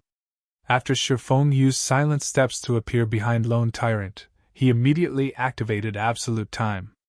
With himself as the center point, all enemies within a 50-yard radius were now unable to use any skills or tools. Feng then brandished the Abyssal Blade, casting Abyssal Bind on Lone Tyrant. Meanwhile, Lone Tyrant only felt a cold wind blowing on his back. Only after Feng started brandishing the Abyssal Blade did Lone Tyrant notice that someone stood behind him. Horrified, Lone Tyrant hurriedly leaped forward, hoping to dodge the attack aimed at his back. As insurance, Lone Tyrant even intended to cast Protection Blessing on himself. However, Feng was simply too fast. He had activated Absolute Time and Abyssal Bind almost simultaneously. Discovering that he could not activate Protection Blessing, Lone Tyrant's heart grew extremely anxious. In the next instant, 9 pitch-black chains bound his body, preventing him from moving even an inch. Meanwhile, the healers standing in the distance could only watch this scene play out. With their skills locked, the most they could do was provide moral support. Damn! Seeing that Feng was the only person standing close to Lone Tyrant, Ming Sha realized that he had been tricked. Feng had deceived him into leaving Lone Tyrant's side. Suddenly, a feeling that he had just been played for a fool grew in Ming Sha's mind. This was the first time he had felt such a feeling. Lone Tyrant was bound and completely unguarded right now. He was unable to resist in the slightest. If he, Ming Sha, had stayed by Lone Tyrant's side, even if Lone Tyrant were bound, he could have still helped defend against attacks. Now, however, he was almost a full 10 yards away from Lone Tyrant. If this were any other day, he could have closed the distance between them using the charge he had specifically reserved. Now, however, none of his skills would work. Even if he wanted to save Lone Tyrant, he was powerless to do so. However, he only needed around 2 seconds to close a distance of 10 yards. As long as Lone Tyrant could survive that long, Ming Sha was confident in stopping Feng, preventing Feng from dealing any more damage to Lone Tyrant. Naturally, Lone Tyrant had considered this as well. Hence, even when faced with Feng's Abyssal Blade and Purgatory's Shadow, he still revealed his confidence as if saying, "What can you do to me?" He was a Guardian Knight who possessed 3,700 HP. It was simply impossible for Feng to kill him in 2 short seconds. Unfortunately, reality had cruelly slapped Lone Tyrant in the face. When Feng's chop landed on Lone Tyrant, who now had his defense reduced by 100% due to the effects of the Abyssal Bind, a frightening damage of -1,500 appeared above Lone Tyrant's head. This single slash had erased Lone Tyrant's confidence. Now, an expression of fear decorated Lone Tyrant's face instead. Immediately, Lone Tyrant struggled to escape Abyssal Bind. However, no matter how much energy he expended, the bone-chilling chains remained unperturbed. This was the first time Lone Tyrant had felt so powerless. He had over 1,000 subordinates, and a team of experts protecting him. Yet Feng regarded them all as nothing. Now, he could not even resist while Feng arbitrarily slaughtered him. Feng lifted the Abyssal Blade high. In the next moment, the Abyssal Blade, which was covered in green arcs of lightning, descended, and 3 arcs of lightning penetrated Lone Tyrant's body. -984, -1,370, -1892. After Thundering Flash ended, Lone Tyrant's body fell to the ground. From beginning to end, Feng had only used 2 moves to finish off Lone Tyrant, and the time he spent doing so had not exceeded 1 second. Feng's attack power thoroughly shocked everyone from Dark Star. Feng's performance was simply stunning. Even when faced with over 1,000 elites from Dark Star, he managed to kill Dark Star's guild leader, Lone Tyrant. Ming Sha was also stunned by this scene. He had never imagined that Lone Tyrant would die so quickly under Feng's assault. "Everybody, get him! No matter what, do not let him escape!" Ming Sha bellowed as he felt unprecedented humiliation. After finishing off Lone Tyrant, Feng sent a chilling gaze to his surroundings. Those who received his gaze inadvertently halted their steps, and none dared to look Feng in the eyes. Feng was like a king that had descended from heaven. Nobody dared compete with him over dominance. Faced with Ming Sha's glare, Feng simply raised his index finger at Ming Sha. He then made a hooking motion with his finger and softly chuckled. Ming Sha's rage burned even brighter after receiving such a blatant provocation. Immediately, he lifted his great sword and charged at his opponent. In reply to Ming Sha's actions, Feng gently waved the Abyssal Blade as he walked forward. Feng had the presence of a king facing an ant's challenge, his mind appearing completely at ease. When the 2 swords collided, sparks flew. The impact of the attack forced Ming Sha to retreat multiple steps before he could stabilize himself. Feng, however, had not moved an inch. The gap in strength between the two was clear at a glance. Giving Ming Sha no time, Feng instantly charged forward and brandished his sword. 1 slash. 2 slashes. 3 slashes. Feng's attacks were like a violent gale. Ming Sha desperately dodged and blocked the onslaught. However, each time Ming Sha was knocked back, it was very difficult for him to stabilize his form. After receiving over a dozen attacks, Ming Sha finally failed to block an attack. He received a hit to his abdomen, and the blow sent him flying. However, Feng was not done. Feng's feet suddenly exerted an explosive force, creating a deep pit in the ground as his body shot towards Ming Sha like an artillery shell. While his body remained in midair, Ming Sha was unable to exert any force to retaliate or dodge. The moment Feng shot past Ming Sha, he brandished his swords multiple times. Each and every attack struck Ming Sha's vital points, all of them causing over -600 damage. In the blink of an eye, Ming Sha's life was no more. The scene dumbfounded the audience from Dark Star. What they had witnessed was simply Feng flying past Ming Sha, followed by silvery sword streaks wrapping around Ming Sha's body. By the time Feng passed Ming Sha's body, Ming Sha was already dead. Meanwhile, after Feng dove into the dense forest, with a few leaps, his figure completely vanished. At this time, some of Dark Star's members finally responded and rushed in the direction Feng had disappeared. "Yulan, do we chase after him?" South Wolf worriedly asked as he looked to Yulan. South Wolf was very clear about just how powerful Ming Sha was. Yet, such a powerful expert still died at Feng's hands. Moreover, from beginning to end, Feng had not used any skills in the exchange with Ming Sha. He relied purely on techniques to kill his opponent. This was something that South Wolf had never dared to imagine possible in the past. Now, however, South Wolf finally realized what a true expert was. Yulan shook her head and released a soft sigh, saying, "No. If Black Flame possesses such strength, even if we chase after him, what can we actually do to him? Not to mention, our speed can't compare to his at all. We should save our energy and give up." First, he had killed Lone Tyrant, Dark Star's guild leader, amidst an army of thousands. Next, while he was escaping, he managed to kill an expert like Ming Sha. This time, Dark Star had truly lost all dignity. Even if Dark Star managed to exterminate Zero Wing's core team at a later date, it would only add on to the gossip about Dark Star. This time, Dark Star had truly suffered a defeat. Chapter 3:15 Breaking Past the Encirclement. Chapter 3:15 Breaking Past the Encirclement. Are we giving up just like that? South Wolf still held some resentment in his heart. After all, Feng had killed him once before. "Then what do you propose?" Yulan revealed a calm smile.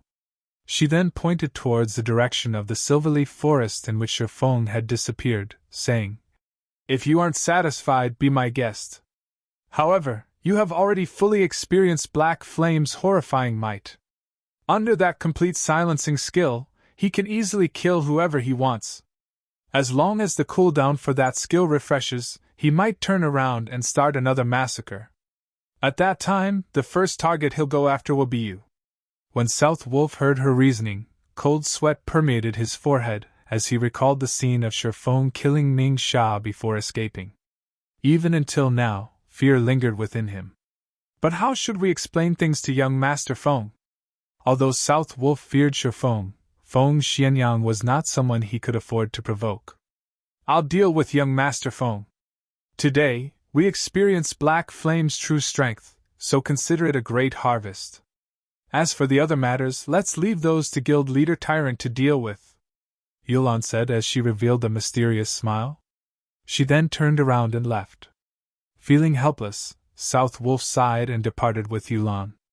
Now that both Lone Tyrant and Ming Sha had died, what could he, South Wolf, possibly do? Moreover, his main task for today was to show Yulan around the guild and allow her to assess the situation at Dark Star. Hunting Zero Wing was a side task. At a lake nestled in the Silverleaf Forest, Fire Dance and the other core members of Zero Wing had been waiting for a long time now. However, even after so much time had passed, Feng had yet to show up, causing them all to grow slightly anxious. "Sister Fire Dance, guild leader still hasn't shown up yet. Why don't we check on him?" one of the 5 demon generals, the assassin, Flying Shadow, asked. In the past, Flying Shadow had been a solitary person. However, his strength could rank at the very top of Shadow. Although he had not performed any outstanding feats during the early stages of the game, he had not performed badly either. In general, he had been an average player. In this life, however, after Feng recruited him into the Zero Wing workshop, he immediately assigned him to Zero Wing's core team. Many in the guild had initially voiced their opinions against this matter. However, as time slowly passed, everyone finally realized that Feng's decision was still as impeccable as always. It was not something the likes of them could hope to compare to. Within the Zero Wings core team, Fire Dance had always been the publicly acknowledged #1 assassin of Zero Wing. Meanwhile, the position of #2 assassin had been undetermined. However, after Flying Shadow joined the guild, his techniques rose rapidly with each passing battle and friendly competition. Very quickly, everyone began to acknowledge him, and now, he was considered the most powerful assassin in Zero Wing after Fire Dance. No. Since guild leader has chosen to stay behind, he obviously is confident of obtaining victory. We will only be a hindrance if we try to help. Fire Dance shook her head and rejected Flying Shadow's proposal. In reality, however, she was also worried about Feng. At this moment, a black figure pierced through the brush, landing by the lakeside soundlessly. Before anyone noticed, this black figure had arrived before them. Fire Dance and Violet Cloud were the first to detect this figure's presence. Instinctively, Fire Dance retrieved the daggers from her waist, preparing to meet with a great enemy. Soon after, everyone else discovered the presence of this newcomer as well, and they too promptly readied their weapons. Although they could not see this black figure's appearance clearly, the pressure the figure emitted was no less than a Lord-ranked boss. Guild leader! Fire Dance quickly recognized Feng's appearance, and she was greatly shocked when she felt his aura. Previously, as they had been in a hurry to escape, she had not noticed Feng's change.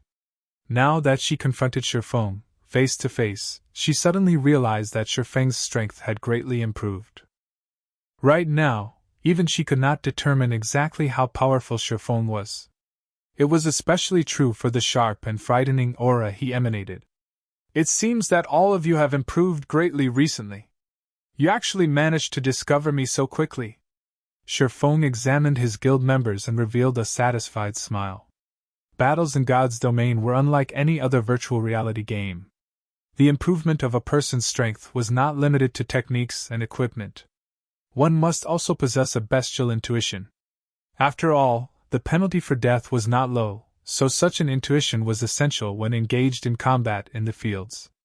In reality, if players did not suffer death when grinding out in the fields, they could easily reach level 200 within 2 years. Yet Feng had taken a decade to reach level 200 in the past.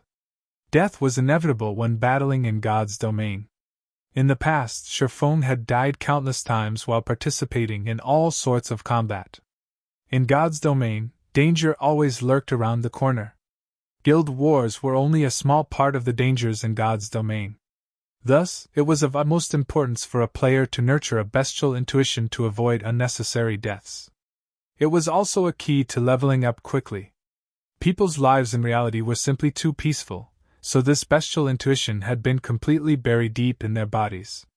However, as players experienced more battles in God's Domain, this intuition would slowly rise to the surface. Meanwhile, the rate at which players improved also correlated to how strong their intuition became, and this was one of the main factors differentiating average players from experts. Feng chose to appear so stealthily to test everyone's intuition, and the result had not disappointed him. Compared to several days ago, everyone present had improved greatly. Though, when compared to Fire Dance and Violet Cloud, everyone else's improvement paled slightly. Nevertheless, they were still much stronger than the average elite player. After Feng finished evaluating everyone's strengths, he then said with a smile, "All right, let's leave this place. Follow me." Leave? This was exactly what everyone had constantly tried to do. However, it was simply too difficult to accomplish. Currently, Dark Star's forces locked down the Silverleaf Forest. With their team of slightly more than 30, it was impossible to fight their way out of the forest. In the next moment, however, Feng gave everyone an underwater breathing potion. This potion allowed players to breathe underwater for half an hour. Following which, Feng gulped down the breathing potion and jumped into the lake. He then dove into the depths of the lake. The team copied Feng's actions, drinking the breathing potion and jumping into the lake as well.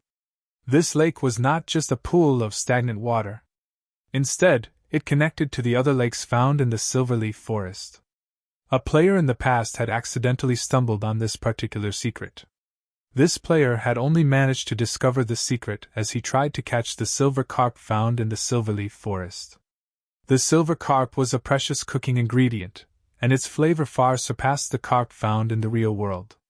Moreover, after eating the dishes made using the silver carp, there was a very small chance for players to receive a permanent increase of 1 point to a basic attribute.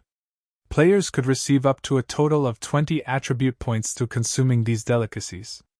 Unfortunately, the attribute rewarded was always random. Even so, players still valued the silver carp.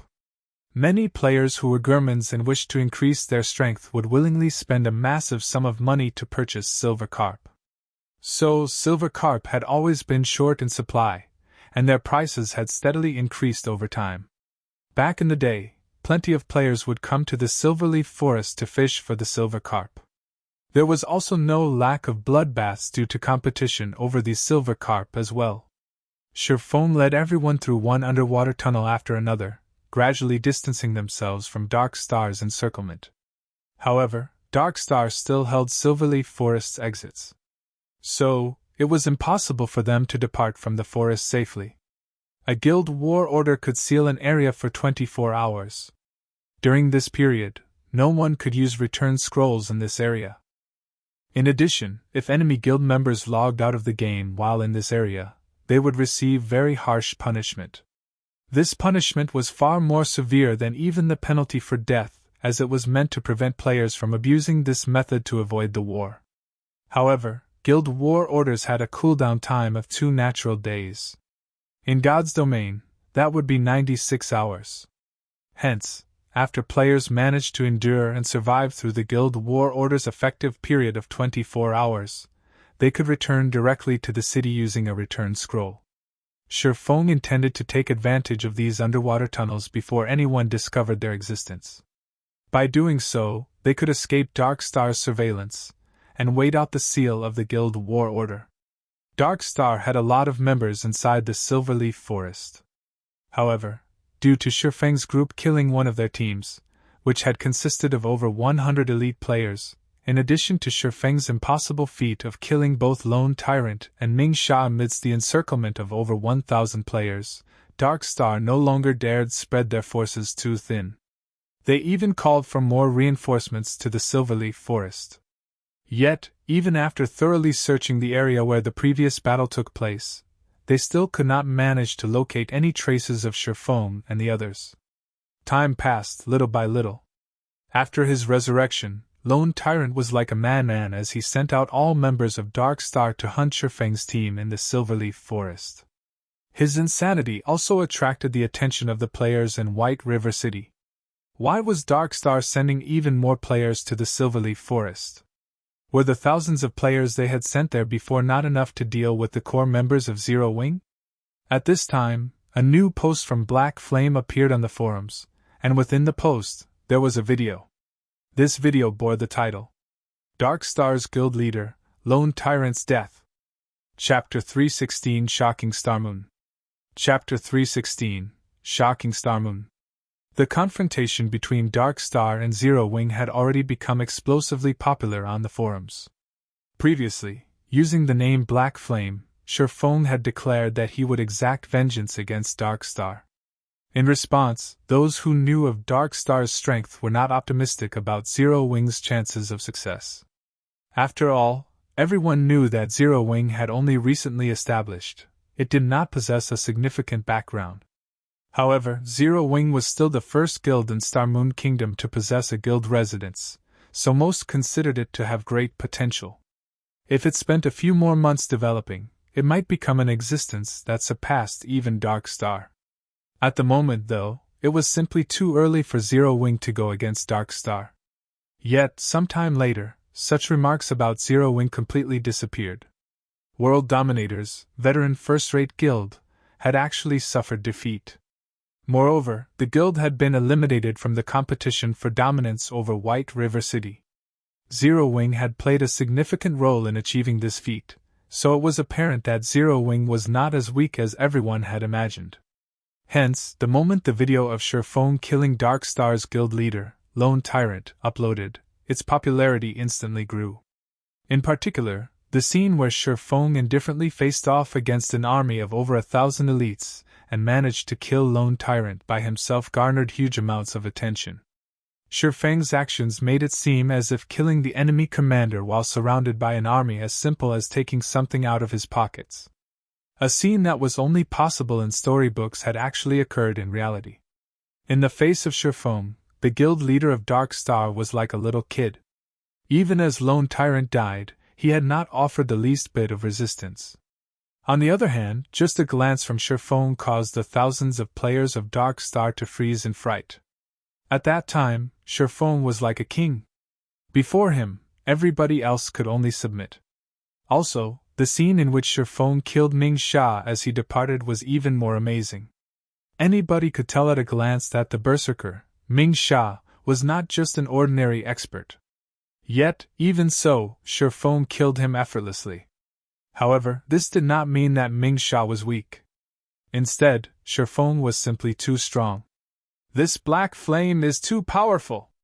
With his skills, he can rank on the God's Domain Experts list. Not likely. That's the God's Domain Experts list you're talking about. The Secret Pavilion has collected information on all experts in God's Domain to compile that list, and the God's Domain experts that rank on it are all monsters. Previously, even though the God-ranked expert, Feng, had killed over 100 players all by himself, he still failed to earn a spot on that list. The Secret Pavilion was famous in the virtual gaming world, and one could find the Secret Pavilion's presence in practically every virtual reality game available. The experts list compiled by the Secret Pavilion was also well received by many players. After all, by browsing through the experts list, one could easily find information such as the major events that had occurred in God's domain, what kind of experts were present in the game, who the number one player was, and more. Players had no need to go through the trouble of searching for such information through the official forums. Any player who managed to earn a place on the experts list was a target for recruitment of all of the major workshops in the gaming industry. Although nobody knew whether Black Flame was capable of ranking on the experts list, undoubtedly, he had already earned his fame in Star Moon Kingdom. In the future, whenever people talked about Zero Wing, the first thing that would come to their minds would be Black Flame. Damn it! Damn that Black Flame! Lone Tyrant burst into an uncontrollable rage when he discovered the video Feng had uploaded. His original plan to destroy Zero Wing had completely backfired, and instead, he became the laughingstock throughout Star Moon Kingdom. Have we not found them yet? Lone Tyrant bellowed. Dark Star had suffered a tremendous loss this time. Not only had it lost more than 1,000 players to Zero Wing, but Dark Star's fame and prestige had also been destroyed. Lone Tyrant's reputation had gone up in flames. To make things worse, he still had to compensate World Dominators for its losses. The amount they had to pay would definitely put a dent in Dark Star's funds, damaging the guild's development. In this war, Dark Star had suffered a double loss. However, Lone Tyrant was completely helpless about this situation. Guild leader, we've already increased the number of people searching for them to 15,000. However, it's as if they grew wings and flew away. Even after rummaging through the entire Silverleaf Forest, we still can't find any traces of Zero Wing. I suspect that they have long since left the forest. Otherwise, if Black Flame and the core members of Zero Wing were still here, Zero Wing's and Ouroboros' forces would have carved a path of blood into this forest by now. They wouldn't have dispersed and went on to do their own things. Lone Tyrant's confidant explained slowly. Before, Lone Tyrant's anger had blinded him, so he had not considered this. However, now that he thought it through, it was as his confidant said. If Black Flame, Zero Wing's guild leader, were still trapped deep in his enemy's territory, how could the other members of his guild possibly sit and do nothing? They would have charged forward in desperation. If Zero Wing had joined hands with Ouroboros, based on Dark Star's strength, Dark Star would have no choice but to back off. Yet Zero Wing had not done so.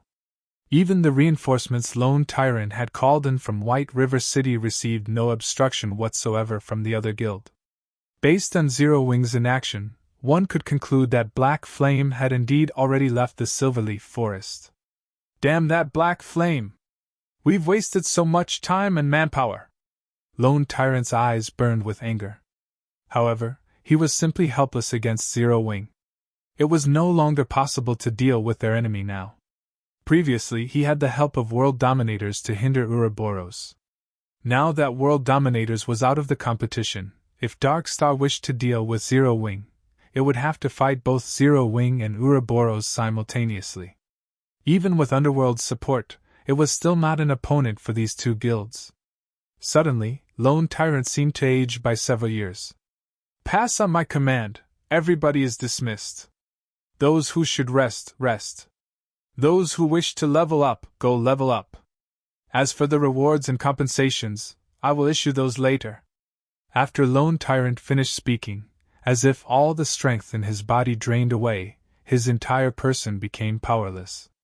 Soon after, everyone from Dark Star departed from the Silverleaf Forest, one after another. As for the seal of Guild War Order, that too had dissipated. When the thousands of players from Dark Star hunted Feng's group, having nothing better to do, Feng and the others had spent their time searching for silver carp at a lake. Currently, nobody that knew how precious silver carp were. Moreover, now that the underwater areas of the Silverleaf Forest had yet to develop, one could find a large number of silver carp in the lakes in the area. Even in the very beginning, each silver carp sold for 20 silver coins. Presently, 20 silver was worth 3,000 credits. It could compare to the monthly salaries of white-collared workers. By the time everybody discovered the silver carp's value, its price had soared from the initial 20 silver coins to 2 gold coins. To an average player, such an amount was a fortune. During the several hours Dark Star had hunted them, Feng and the others had managed to catch over 20 silver carp. They even discovered multiple treasure chests. Although they were only bronze and mysterious iron rank, it was still a considerable harvest. Guild leader, as you predicted, Dark Star has released the seal on the Silverleaf Forest. Fire Dance reported excitedly. Although everything had gone according to Feng's plan, when everyone witnessed the area seal lifting so quickly, they could not help their astonishment. It was as if everything was within Feng's grasp. That's that. However, we are now red players. If we aren't nobles of White River City, we won't have any way to enter the city safely.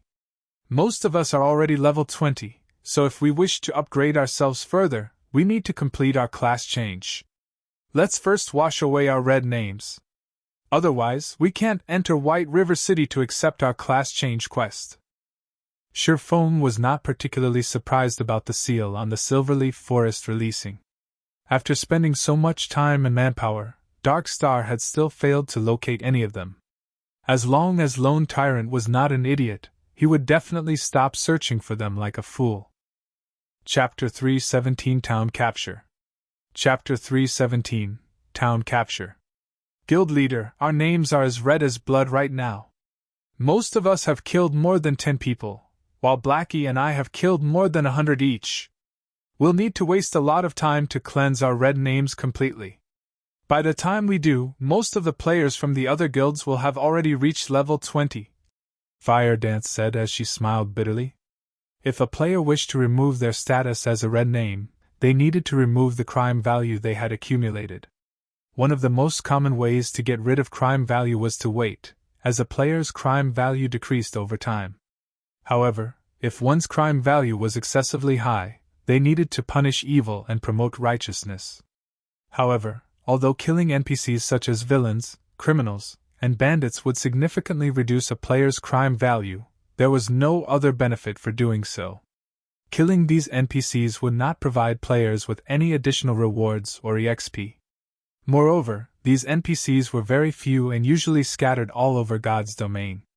It would be fine if players hunted for these NPCs by themselves, but hunting as a group would be time-consuming and inefficient.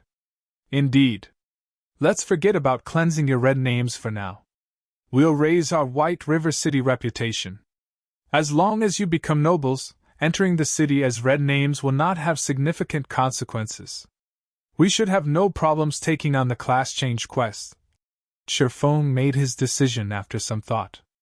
Otherwise, it would take around 2 to 3 days' effort to cleanse such a high crime value. Everyone fell speechless when they heard Feng's decision to raise their reputation in White River City to the degree of becoming a noble. Feng made it sound as if becoming a noble of White River City was as easy as buying cabbage from the market. It was extremely difficult for players to raise their White River City reputation, and one needed to invest a lot of time to accumulate sufficient reputation points to become a noble. In this case, it would be much easier to hunt for NPC bandits. Guild leader, do you have a method to increase our White River City reputation quickly? Blackie knew that Feng would not speak without reason. Suddenly, his eyes shone with a hint of excitement as he looked to his guild leader for answers. A noble of White River City. Currently, one could count the number of players that had become nobles of White River City on one's fingers. After becoming a noble, not only could one purchase a business stall in White River City, but one could also receive high-level quests in the city. The rewards were enough to drool over. Although the XP rewarded was low, the monetary rewards consisted of silver coins, not copper coins. Most importantly, nobles could receive a 10% discount when purchasing items in White River City. They could also receive a 30% discount when repairing weapons and equipment. Currently, every time they went to repair items, they would always leave with a stomachache. Due to the quality of their items, the repair fees were at least 6 times higher than the average players. If they could become nobles of White River City, in the future, they would not become poor bastards whenever they needed to repair their equipment. They might even get the chance to enter the nobles' district. Feng rolled his eyes at Blackie, saying, "Do you really think it is so easy to become a noble?" The team could not help their laughter at Blackie as he nearly choked from Feng's reply. Although it is not easy to raise one's reputation in White River City, if one wishes to increase it quickly, there is indeed a method to do so. Guild leader, is there really such a method? Kola asked excitedly. It was an absolute nightmare for him whenever he had to repair his equipment. Out of cloth armor, leather armor, and plate armor, the repair fees for cloth armor were the cheapest. On the other hand, plate armor cost the most to repair, and normally, the fees were at least double that of cloth armor. Ah, there is one method, town capture. Feng nodded, revealing a mysterious smile. Feng's announcement stunned his guildmates. What kind of trouble was Feng trying to stir? They had just escaped from Darkstar's pursuit, yet now they were going to capture a town. Town capture? Kola was confused. Although he did not know why Feng suggested they capture a town, such a thing was not easy. Level 50 elite NPCs guarded every town. There were even Tier 2 NPCs protecting them. Even with their strength combined, they wouldn't be a match for even a single level 50 elite NPC, not to mention a Tier 2 NPC. That's right. However, we're not going to capture just any town. Instead, our aim is Creek Town, one of the towns within the White River City region that's occupied by evil-aligned NPCs. As long as we capture this town, we can obtain a lot of White River City reputation points. If we're lucky, there might even be unexpected rewards, Feng explained. However, it won't be easy. I'll need to make some preparations before we set off. Just stay here and catch some fish for now. I'll head back and make the necessary arrangements. I'll notify you guys once I'm done. After Feng said so, he used the return scroll. Town capture. During the middle stages of God's domain, this was a commonplace activity for players. There were plenty of small towns in God's domain, and a majority of these towns were not under the management of any kingdoms or empires. Instead, other forces occupied these towns. So long as players wished to establish their own empire in God's domain, it was a must for them to occupy towns. Meanwhile, if players wished to occupy a town, they needed to chase away the forces that occupied said town first. Only by doing so could they turn the town into their own guild town. They could then slowly develop and upgrade the town's rank. It was also not impossible for players to develop a town to surpass even Starmoon City. However, the conditions for doing so were extremely demanding, so it was very difficult for players to succeed. Moreover, capturing a town was easier said than done. Even if the current number 1 guild in White River City, Ouroboros, went all out, they should not have any clue of how to capture a town. It should be impossible for Ouroboros to capture even the most bordered and resource-poor town.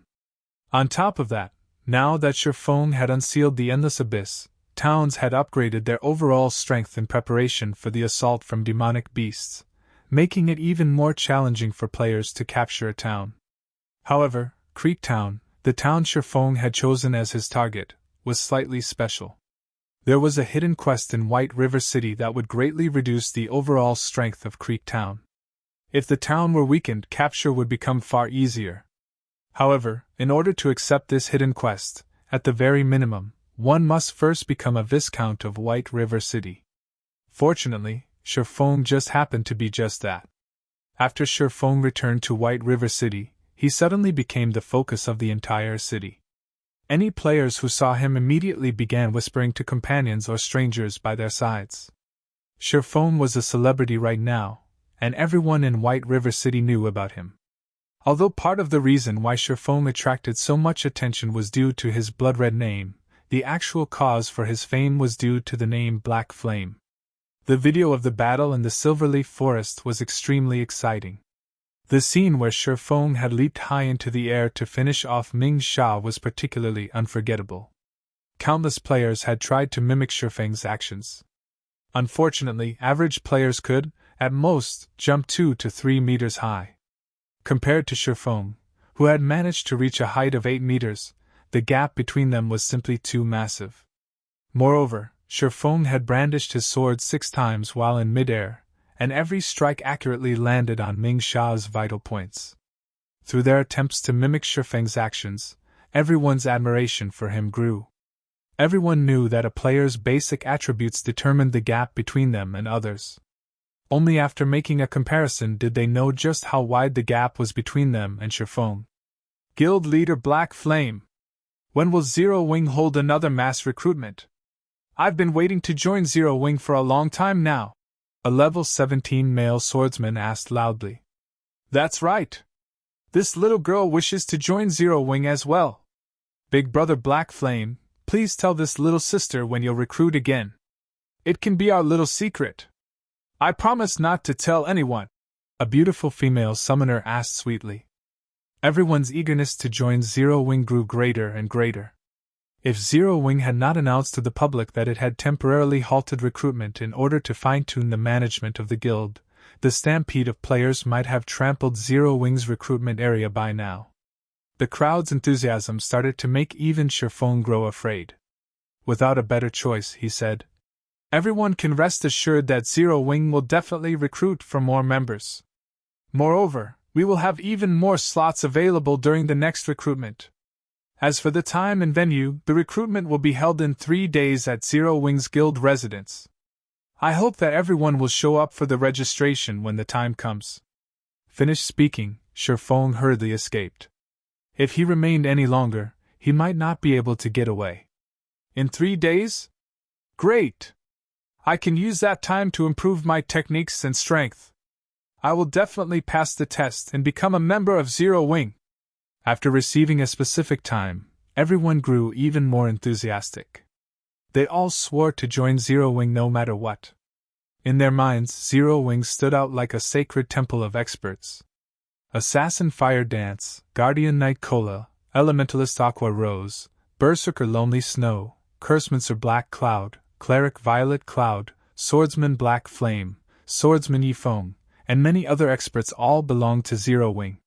These experts possessed brilliant battle records in God's domain, and they were far stronger than other guilds' experts. Chapter 318 Blood Hand. Chapter 318 Blood Hand. Feng's return immediately attracted the attention of the various powers in White River City. When these powers learned about Feng's return, in addition, his blood-red-colored name, they knew that Dark Star's Encirclement had failed.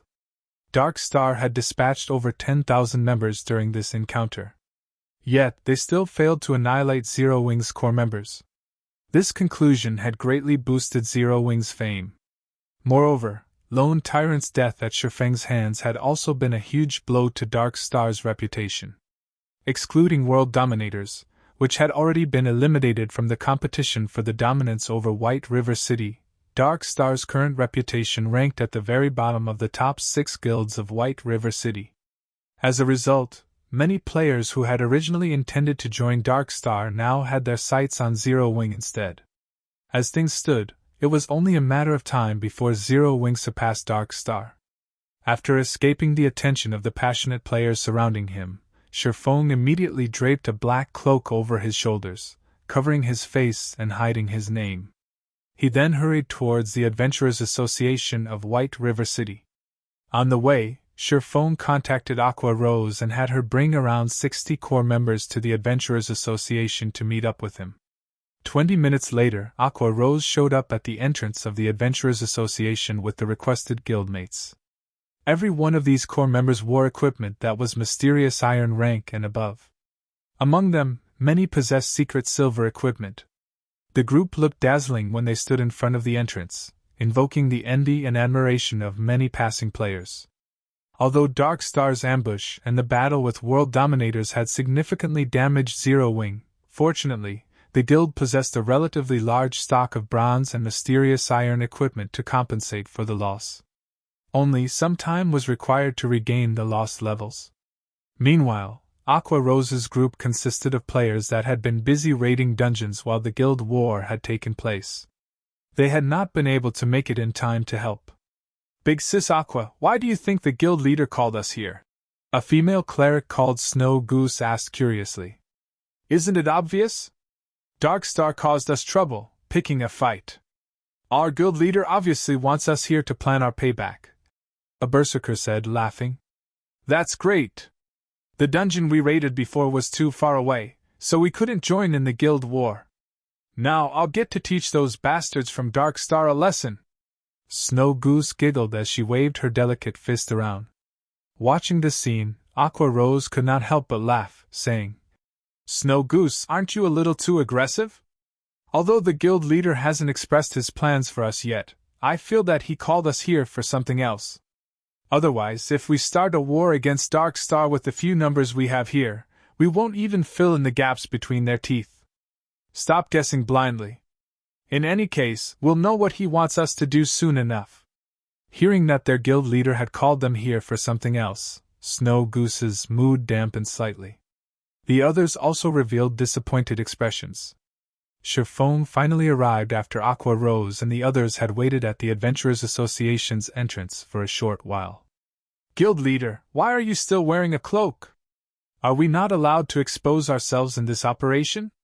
Should we leave and sneak back over here?" Aqua Rose could not help her confusion when she saw Feng hiding his face. At this moment, Feng looked like a wanted criminal who was afraid of being discovered. "I hadn't intended to use it. However, being too famous doesn't help me either.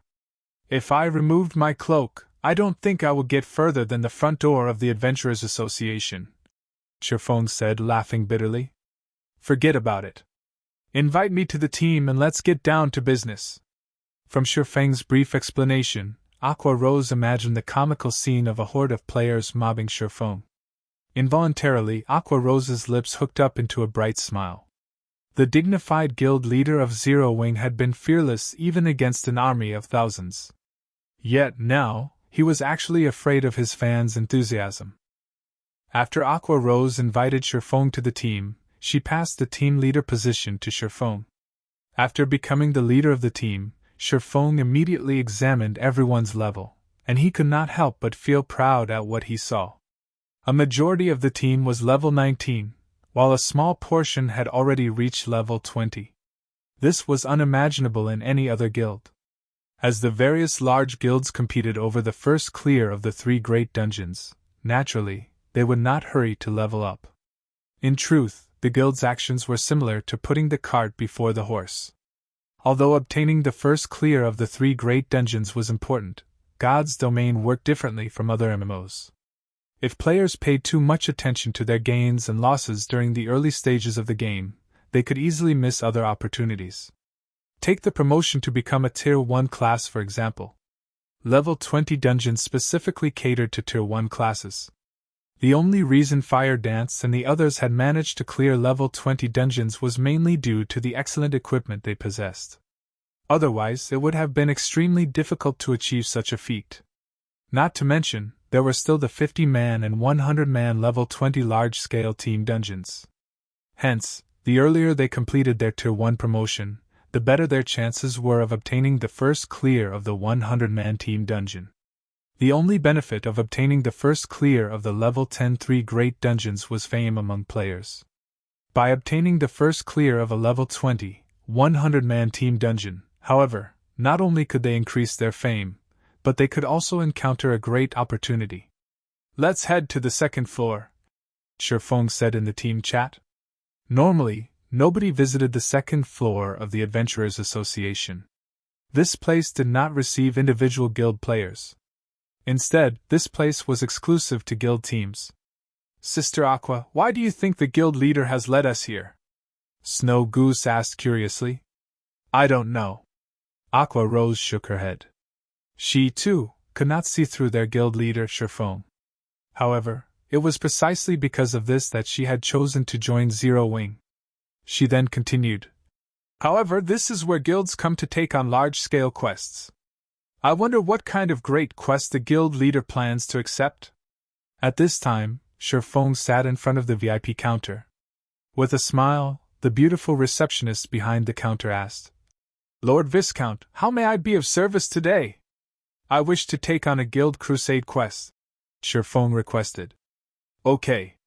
However, as the Zero Wing Guild is only a 3-star guild, there are only 4 locations available for a crusade. May I know which location Lord Viscount desires?" The receptionist listed the 4 locations. They were rather remote towns, barren wastelands. However, dark forces occupied each location. Without 2,000 to 3,000 level 30-1 players, one should not even consider capturing it. Of course, this was only in the case for attacking normally. If it were a crusade, however, the difficulty of capturing the town would significantly decrease. Even so, it was still extremely difficult. If one attempted to capture these towns with only 100 players around level 20, it would be suicide. Creek Town, then. Feng was very familiar with the crusade quests available in White River City. He chose Creek Town, which was occupied by the Blood Hand Association, without hesitation. Among the many dark forces in the White River City region, the Blood Hand Association was one of the weakest and smallest powers. It ranked at the very bottom. Taking on any of the other 3 locations, each of which was controlled by lower middle-class dark forces, would be nothing more than suicide for Feng and his team. They would have no chances of successfully capturing the town at all. Okay. A 1-star crusade quest will require a deposit of 30 gold coins. If the quest is not completed within 5 days, then the deposit will not be refunded. Snow Goose, who currently stood behind Feng, widened her delicate mouth in shock when she heard the requirement of a 30 gold deposit. Just what kind of quest was this? To think that they actually needed to pay a deposit before accepting the quest. Moreover, the deposit was even 30 gold coins. Big Sis Aqua, what kind of quest is that? It actually needs 30 gold coins. Even if I sold myself, I still wouldn't earn so much money. Snow Goose said, stunned. Snow Goose's words left everyone speechless. Feng, on the other hand, merely revealed a calm smile as he paid the 30 gold coins deposit gladly. He then said in the team chat, "This is a guild crusade quest. Unless one becomes a true noble of White River City, they can't even accept such a quest. Moreover, 30 gold coins is actually very cheap." Cheap? Everyone was truly speechless this time. At this stage of the game, 30 gold coins was practically the maximum a third-rate guild would possess. If they could not complete this crusade quest, those 30 gold coins would be gone forever. Chapter 319 Windbreaker.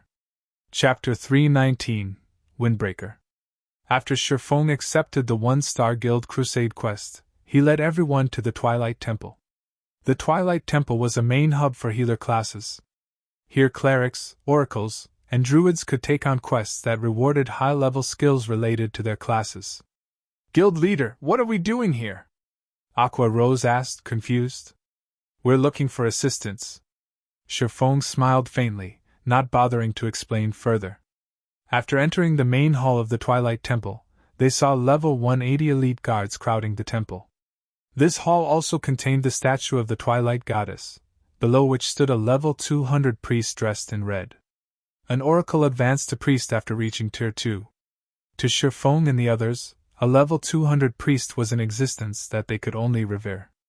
At this moment, however, this priest dressed in red took the initiative to walk up to Feng and welcome him. Greetings, Lord Viscount, the priest said, fawning. Greetings, esteemed Lord Priest. I wish to purchase some water of life. Do you have some here? Feng asked softly. The water of life was the spring water taken from the fountain of eternal life. It was sacred medicine in God's domain that could heal any wound in an instant. It could even regenerate a person's lost limbs, so the water of life was extremely valuable. To NPCs, the water of life held great importance. The Twilight Temple worshipped the Twilight Goddess. Meanwhile, the Fountain of Eternal Life was a godly relic that the Twilight Goddess had bestowed upon the Twilight Temple. Hence, throughout God's domain, only the Twilight Temple could possibly obtain the water of life. Lord Viscount, water of life is precious. This is a gift of the Twilight Goddess to we humans, and every drop is a treasure. It is not something a priest like myself can give to others casually, so I beg for Lord Viscount's forgiveness, the priest said, appearing slightly angry. However, a Viscount was a person of relatively high status in White River City. Even if Feng's request angered the priest still had to endure and hold it in. If any other player stood in Feng's place right now, the priest might have thrown them out of the temple already. Naturally, Feng knew this. Although he had guessed that his identity as a Viscount would not get him the water of life, the priest's unwavering refusal still shocked him slightly. Feng then activated the golden stigmata and looked at the priest, asking, "Will this not do?" Suddenly, twinkling golden stars appeared in Feng's dark pupils. His body began to emanate a terrifying aura. In the face of this aura, the priest felt even his soul tremble. "You are..." The priest was the manager of this Twilight Temple, so it was only natural that he would possess vast knowledge regarding God's domain. Stigmata were the war god's temple's symbol of supremacy, and they were categorized into 3 different colors: silver, gold, and purple. A person capable of controlling a golden stigmata was definitely a core character of the war god's temple. "Is it really not possible?" Feng asked again. In truth, he was not confident in obtaining the water of life. If players wished to purchase the water of life from the Twilight Temple, the prerequisite was sufficient status among humans. As to what degree of status, even Feng was unsure. However, characters like Weissman, the controller of a city, could definitely purchase some. Feng was not a city lord, so if he wished to purchase the water of life, he could only try his other identities. If it were not possible to obtain any, he would have to look for other assistants to help him with the Crusade quest instead. After he gained sufficient status in the future, he would return and purchase water of life. After some struggling, the priest finally opened his mouth and said, "Lord Viscount, with your esteemed status, you can purchase 1 drop." "Okay, I'll take it," Feng replied, slightly excited. However, his excitement confused the members of Zero Wing behind him. Wasn't it just a single drop of water of life? Yet, it actually caused their usually calm and indifferent guild leader to grow excited. Could this water of life possibly be an epic item? "That will be 300 gold, Lord Viscount." The priest carefully took out a small crystal vial from his pocket. Within this vial, there was a single droplet of dark blue liquid. Aqua Rose immediately revealed a shocked expression when she heard the required price of 300 gold. The others were stunned as well. However, Feng was not surprised by this price. Instead, he handed over 300 gold to the priest without hesitation. His actions even seemed a little impatient. Aqua Rose was speechless when she heard the price for a drop of water of life. There was not a single guild in God's domain that could possibly afford such an amount. Hence, when she saw Feng hand over 300 gold to the priest, her disbelief was overwhelming. Although Aqua Rose had long since known that Feng was rich, she never thought his fortune was this vast. No wonder guild leaders said that 30 gold was cheap before. Snow Goose finally understood Feng's words back at the Adventurers Association. Indeed, compared to 300 gold, the 30 gold deposit for the Guild Crusade quest was nothing. With 300 gold, one could fully arm a 100-man elite team with mysterious iron equipment. In the end, just how deeply hidden is this guy? Just how much do I not know about Zero Wing? Aqua Rose shifted her gaze to Feng, a complicated feeling possessing her heart. If Lone Tyrant of Dark Star knew about this, he would definitely regret making an enemy out of Zero Wing. Wars between guilds were mainly competitions in financial power. Meanwhile, by showing off its own financial power, Dark Star had simply shown off its slight skill in front of an expert. However, what Aqua Rose did not know was that Dark Star could have caused Feng some significant problems had they really annihilated Zero Wing's core team. After all, Blackie wielded an epic ranked staff. The others also possessed excellent dark gold items. If Dark Star had managed to obtain these items, the consequences would have been unimaginably dire. After Feng obtained the Water of Life, he hurried over to a simple and crude-looking house located in the slums of White River City. In this house lived a middle-aged man with only a single arm. Originally, this man had been a powerful Tier 2 sword master. However, during the Great Demon War, he had lost one of his arms, and subsequently, his strength deteriorated, reverting to an ordinary citizen. This man was Kite. Even before he had lost his arm, Kite had not been very famous in Starmoon Kingdom. After all, he was simply a Tier 2 swordsman, something common. The reason Feng had come for Kite was mainly that of his potential. 5 years after God's Domain had officially launched, Kite had another name: Windbreaker. Nobody would have thought that a one-armed man living in the slums of White River City would, after becoming the personal guard of a player, one day grow to become a Tier 5, titled Sword Saint. The more shocking matter was the fact that the owner of this Windbreaker was actually just an independent player with subpar techniques, and this player was simply a lifestyle player. However, due to the presence of this Tier 5, titled Sword Saint, this insignificant, independent player had actually become an existence that nobody dared to provoke casually.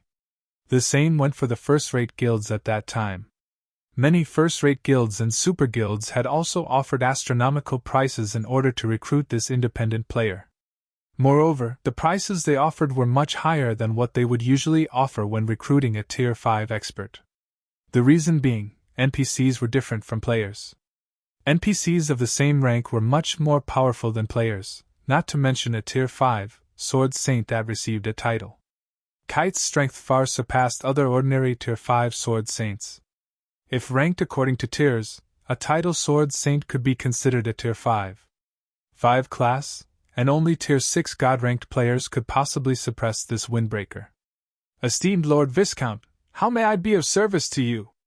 Kite asked in a tone that was neither servile nor overbearing when he saw Feng entering his house. Although he had become a cripple with low status, his bearing was completely different when compared to the priest back at the Twilight Temple. Chapter 320 Personal Guard. Chapter 320 Personal Guard. When Feng saw Kite's depressing state, Feng wondered just how much determination that independent player, Drunk Xiao, had when he decided to recruit Kite as his personal guard and invest in grooming swordsmen. However, reality had proven that Drunk Xiao certainly had impressive foresight.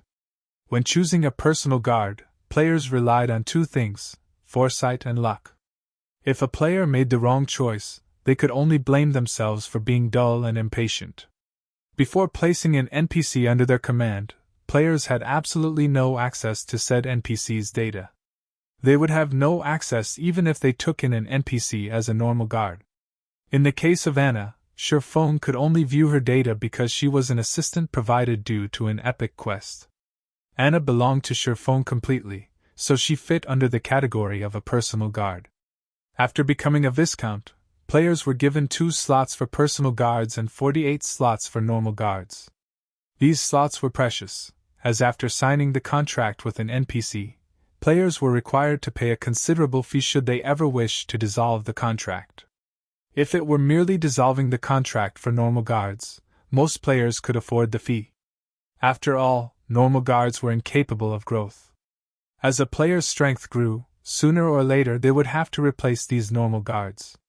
However, personal guards were a different story. Personal guards could grow with a player. Even if it were Feng, he would not dare dissolve contracts of personal guards casually, as the price was simply too high. Hence, after players became viscounts, they would be very careful when selecting their personal guards. They absolutely would not waste these 2 slots. However, leaving it empty was also unwise. Even if one accepted personal guards with slightly lower potential, these personal guards could be of great help when properly developed, especially when leveling up. Moreover, the sooner one started nurturing a personal guard, the stronger they could become later on. Also, players could not simply recruit any NPC they wished. For example, players could not recruit NPCs directly affiliated to the various kingdoms, empires, or the several strongest powers of God's domain. In other words, the NPCs must not be affiliated with any powers. In addition, the stronger the NPC was, the harder it was for a player to put them under their command. Hence, thoughts such as recruiting a level 200 Tier 5 NPC should be kept to one's dreams. In the past, Drunk Zhao's decision to accept Kite as his personal guard relied on both foresight and luck. It was not a feat normal people could repeat. In this life, however, Feng had decided that he needed to obtain the NPC named Kite no matter what. Mr. Kite, I have just recently become a Viscount of White River City, and currently, I am trying to recruit guards for myself. I wonder if you would be interested? Feng asked. Kite looked a little excited when he heard Feng's offer. However, when he looked at the empty space where his right arm used to be, he sighed and said, My lord, you, too, can see for yourself. I am but a cripple now, so I have no way to serve as one of my lord's guard. I realized Mr. Kite's concerns. I had heard that Mr. Kite became a Tier 2 sword master at an early age. During the Great Demon War, you have even managed to injure a Tier 3 demon heavily, though at the cost of your sword arm. Today, I have come to recruit you as my guard, so of course, I have come prepared. Do you know what this is? Feng smiled as he retrieved a small, crystalline bottle. Within the crystalline bottle, there was a single droplet of dark blue liquid. Just by looking through the crystal wall of the bottle, one could already feel the boundless life energy coming from this droplet. Water of life! Kite immediately recognized this liquid, a hint of emotion appearing on his stone-cold face. After all, this liquid was something he had yearned for all this time. Now that it was in front of him, how could he not recognize it? That's right. As long as Mr. Kite agrees to become my personal guard, the water of life in this bottle is yours. Feng smiled. Esteemed Lord Viscount, are you truly willing to use this precious water of life on a mere sword master like me? Kite asked carefully. In reality, Feng's offer was touching. My lord, you should know that, with this droplet alone, even a Tier 3 powerhouse would agree to become your personal guard. Aqua Rose was greatly shocked when she heard Kite's declaration. She never realized the water of life was so precious. A single droplet could actually convince a Tier 3 NPC to serve as a player's personal guard. That was a Tier 3 class. Players revered even Tier 2 classes, let alone Tier 3 classes. If their guild could have a Tier 3 NPC as a guard, they could simply annihilate anyone who provoked them. Unfortunately, Aqua Rose's thoughts were too good to be true. Although the water of life could be enough to recruit a Tier 3 powerhouse, Feng was simply too weak right now. He would not be able to recruit a Tier 3 NPC, even if he wanted to. Of course, I already know that, Mr. Kite. However, I value your potential even more. Based on your firm and unyielding will and the fact that you have not fallen to become a demon king yet, I believe that you will one day become an apex powerhouse on the continent. Feng affirmed. Feng's words were not without justification. One should never provoke a demon. Feng had simply met with the phantom of a Tier 4 great demon, and as a result, he bore its curse. If Charlene, a Tier 3 divine official, had not dispelled the curse for him, he would have had no choice but to delete and restart a new account. Meanwhile, Kite had fought a real Tier 3 demon, so how could he have avoided receiving its curse? A demon's power was the evilest force that could corrode a human spirit. However, after suffering the demon's curse for so many years, although Kite had lost his powers, he continued to live normally. He had not turned into a demonkin. If Kite had not possessed a firm and unyielding will, the demon's power would have devoured him long ago. "Mr. Kite, I wonder if you are willing to become my guard?" Feng asked seriously. "Since Lord Viscount is willing to accept a cripple like myself, how could I possibly reject my lord's good intentions? From today onwards, my lord will be my only master. I swear allegiance." Kite dropped to a knee in front of Feng, receiving the water of life respectfully. "System, do you wish to assign Kite as your personal guard?" Feng clicked. "Agree." Following which, Kite's data appeared in Feng's NPC managing interface. Kite Feng's personal guard. Gender male. Age 39. Loyalty 90. Charm 60. Physique 40. Wisdom 81. Growth potential 26. Class Tier 1 Swordsman. Level 30. HP 8000/8000. Attack power 600 to 720. Defense 3100. Attributes: Strength 125, Agility 130, Endurance 200, Intelligence 90, Vitality 180. Although Feng had mentally prepared himself, when he looked at Kite's data, his heart could not help but twitch. Setting aside Kite's other attributes, his growth potential was only at 26 points. This number was simply maddening.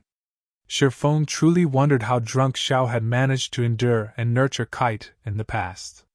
Common ranked personal guards had 0 to 30 growth potential. Basically, no one wanted such personal guards. Bronze ranked personal guards had 31 to 50 growth potential. These were the lowest ranked personal guard players would usually possess. Mysterious Iron ranked personal guards had 51 to 70 growth potential. Meeting personal guards of such rank was rare. Normally, one required honed foresight and had to carry out long-term observation to find such guards.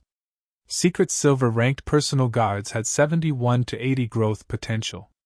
Such personal guards were extremely rare.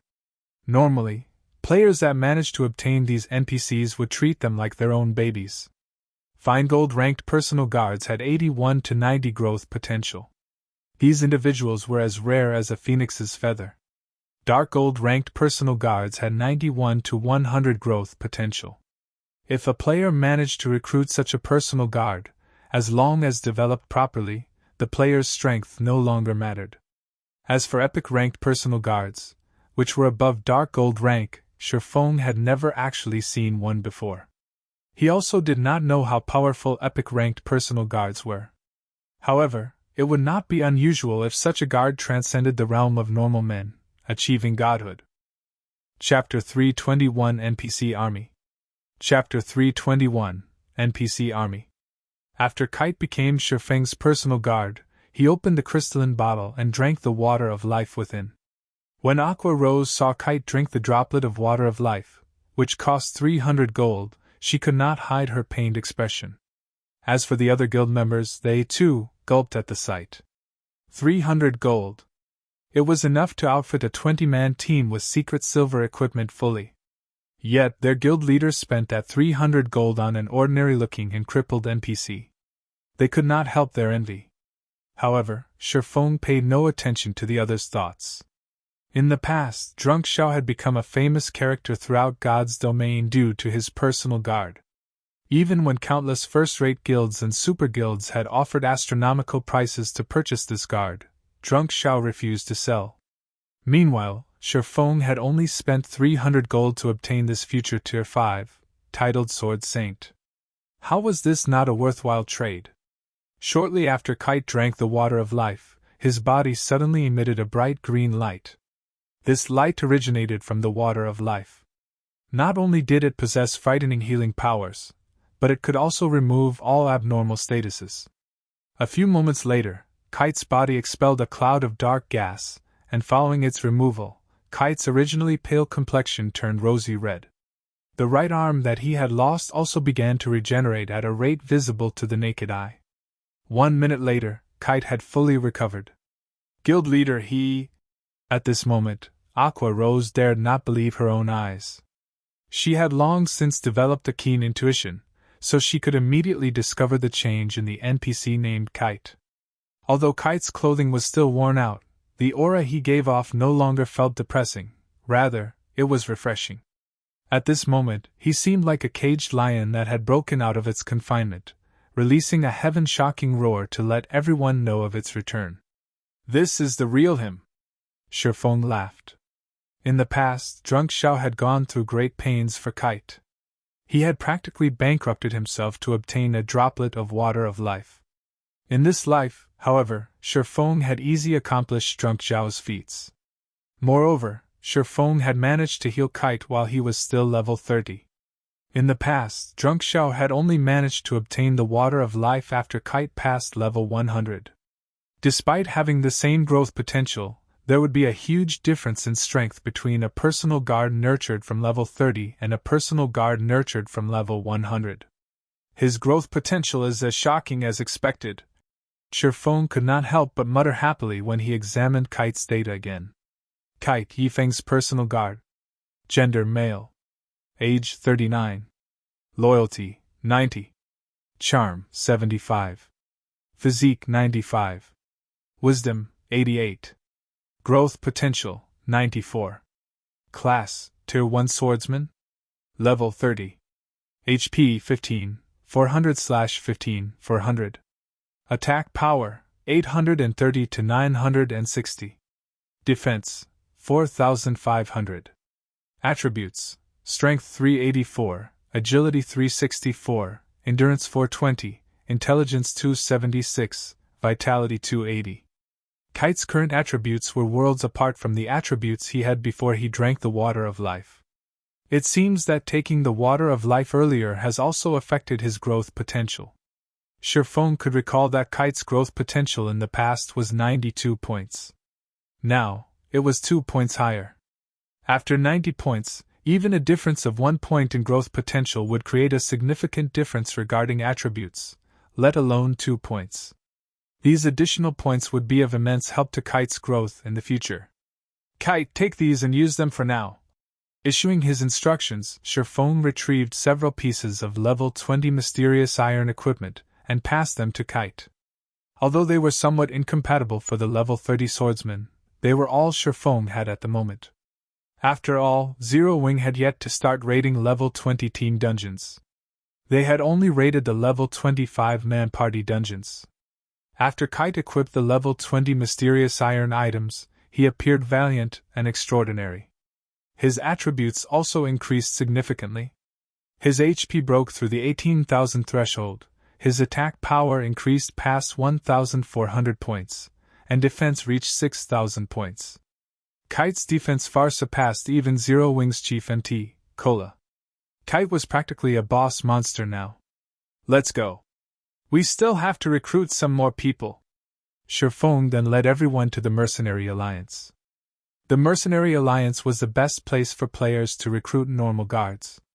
The NPCs of the Mercenary Alliance were all well trained, and they were far more reliable than the NPCs players recruited randomly from the streets. Normal guards were different from personal guards. Players were required to pay for their services, and the prices varied depending on the strength of the NPC.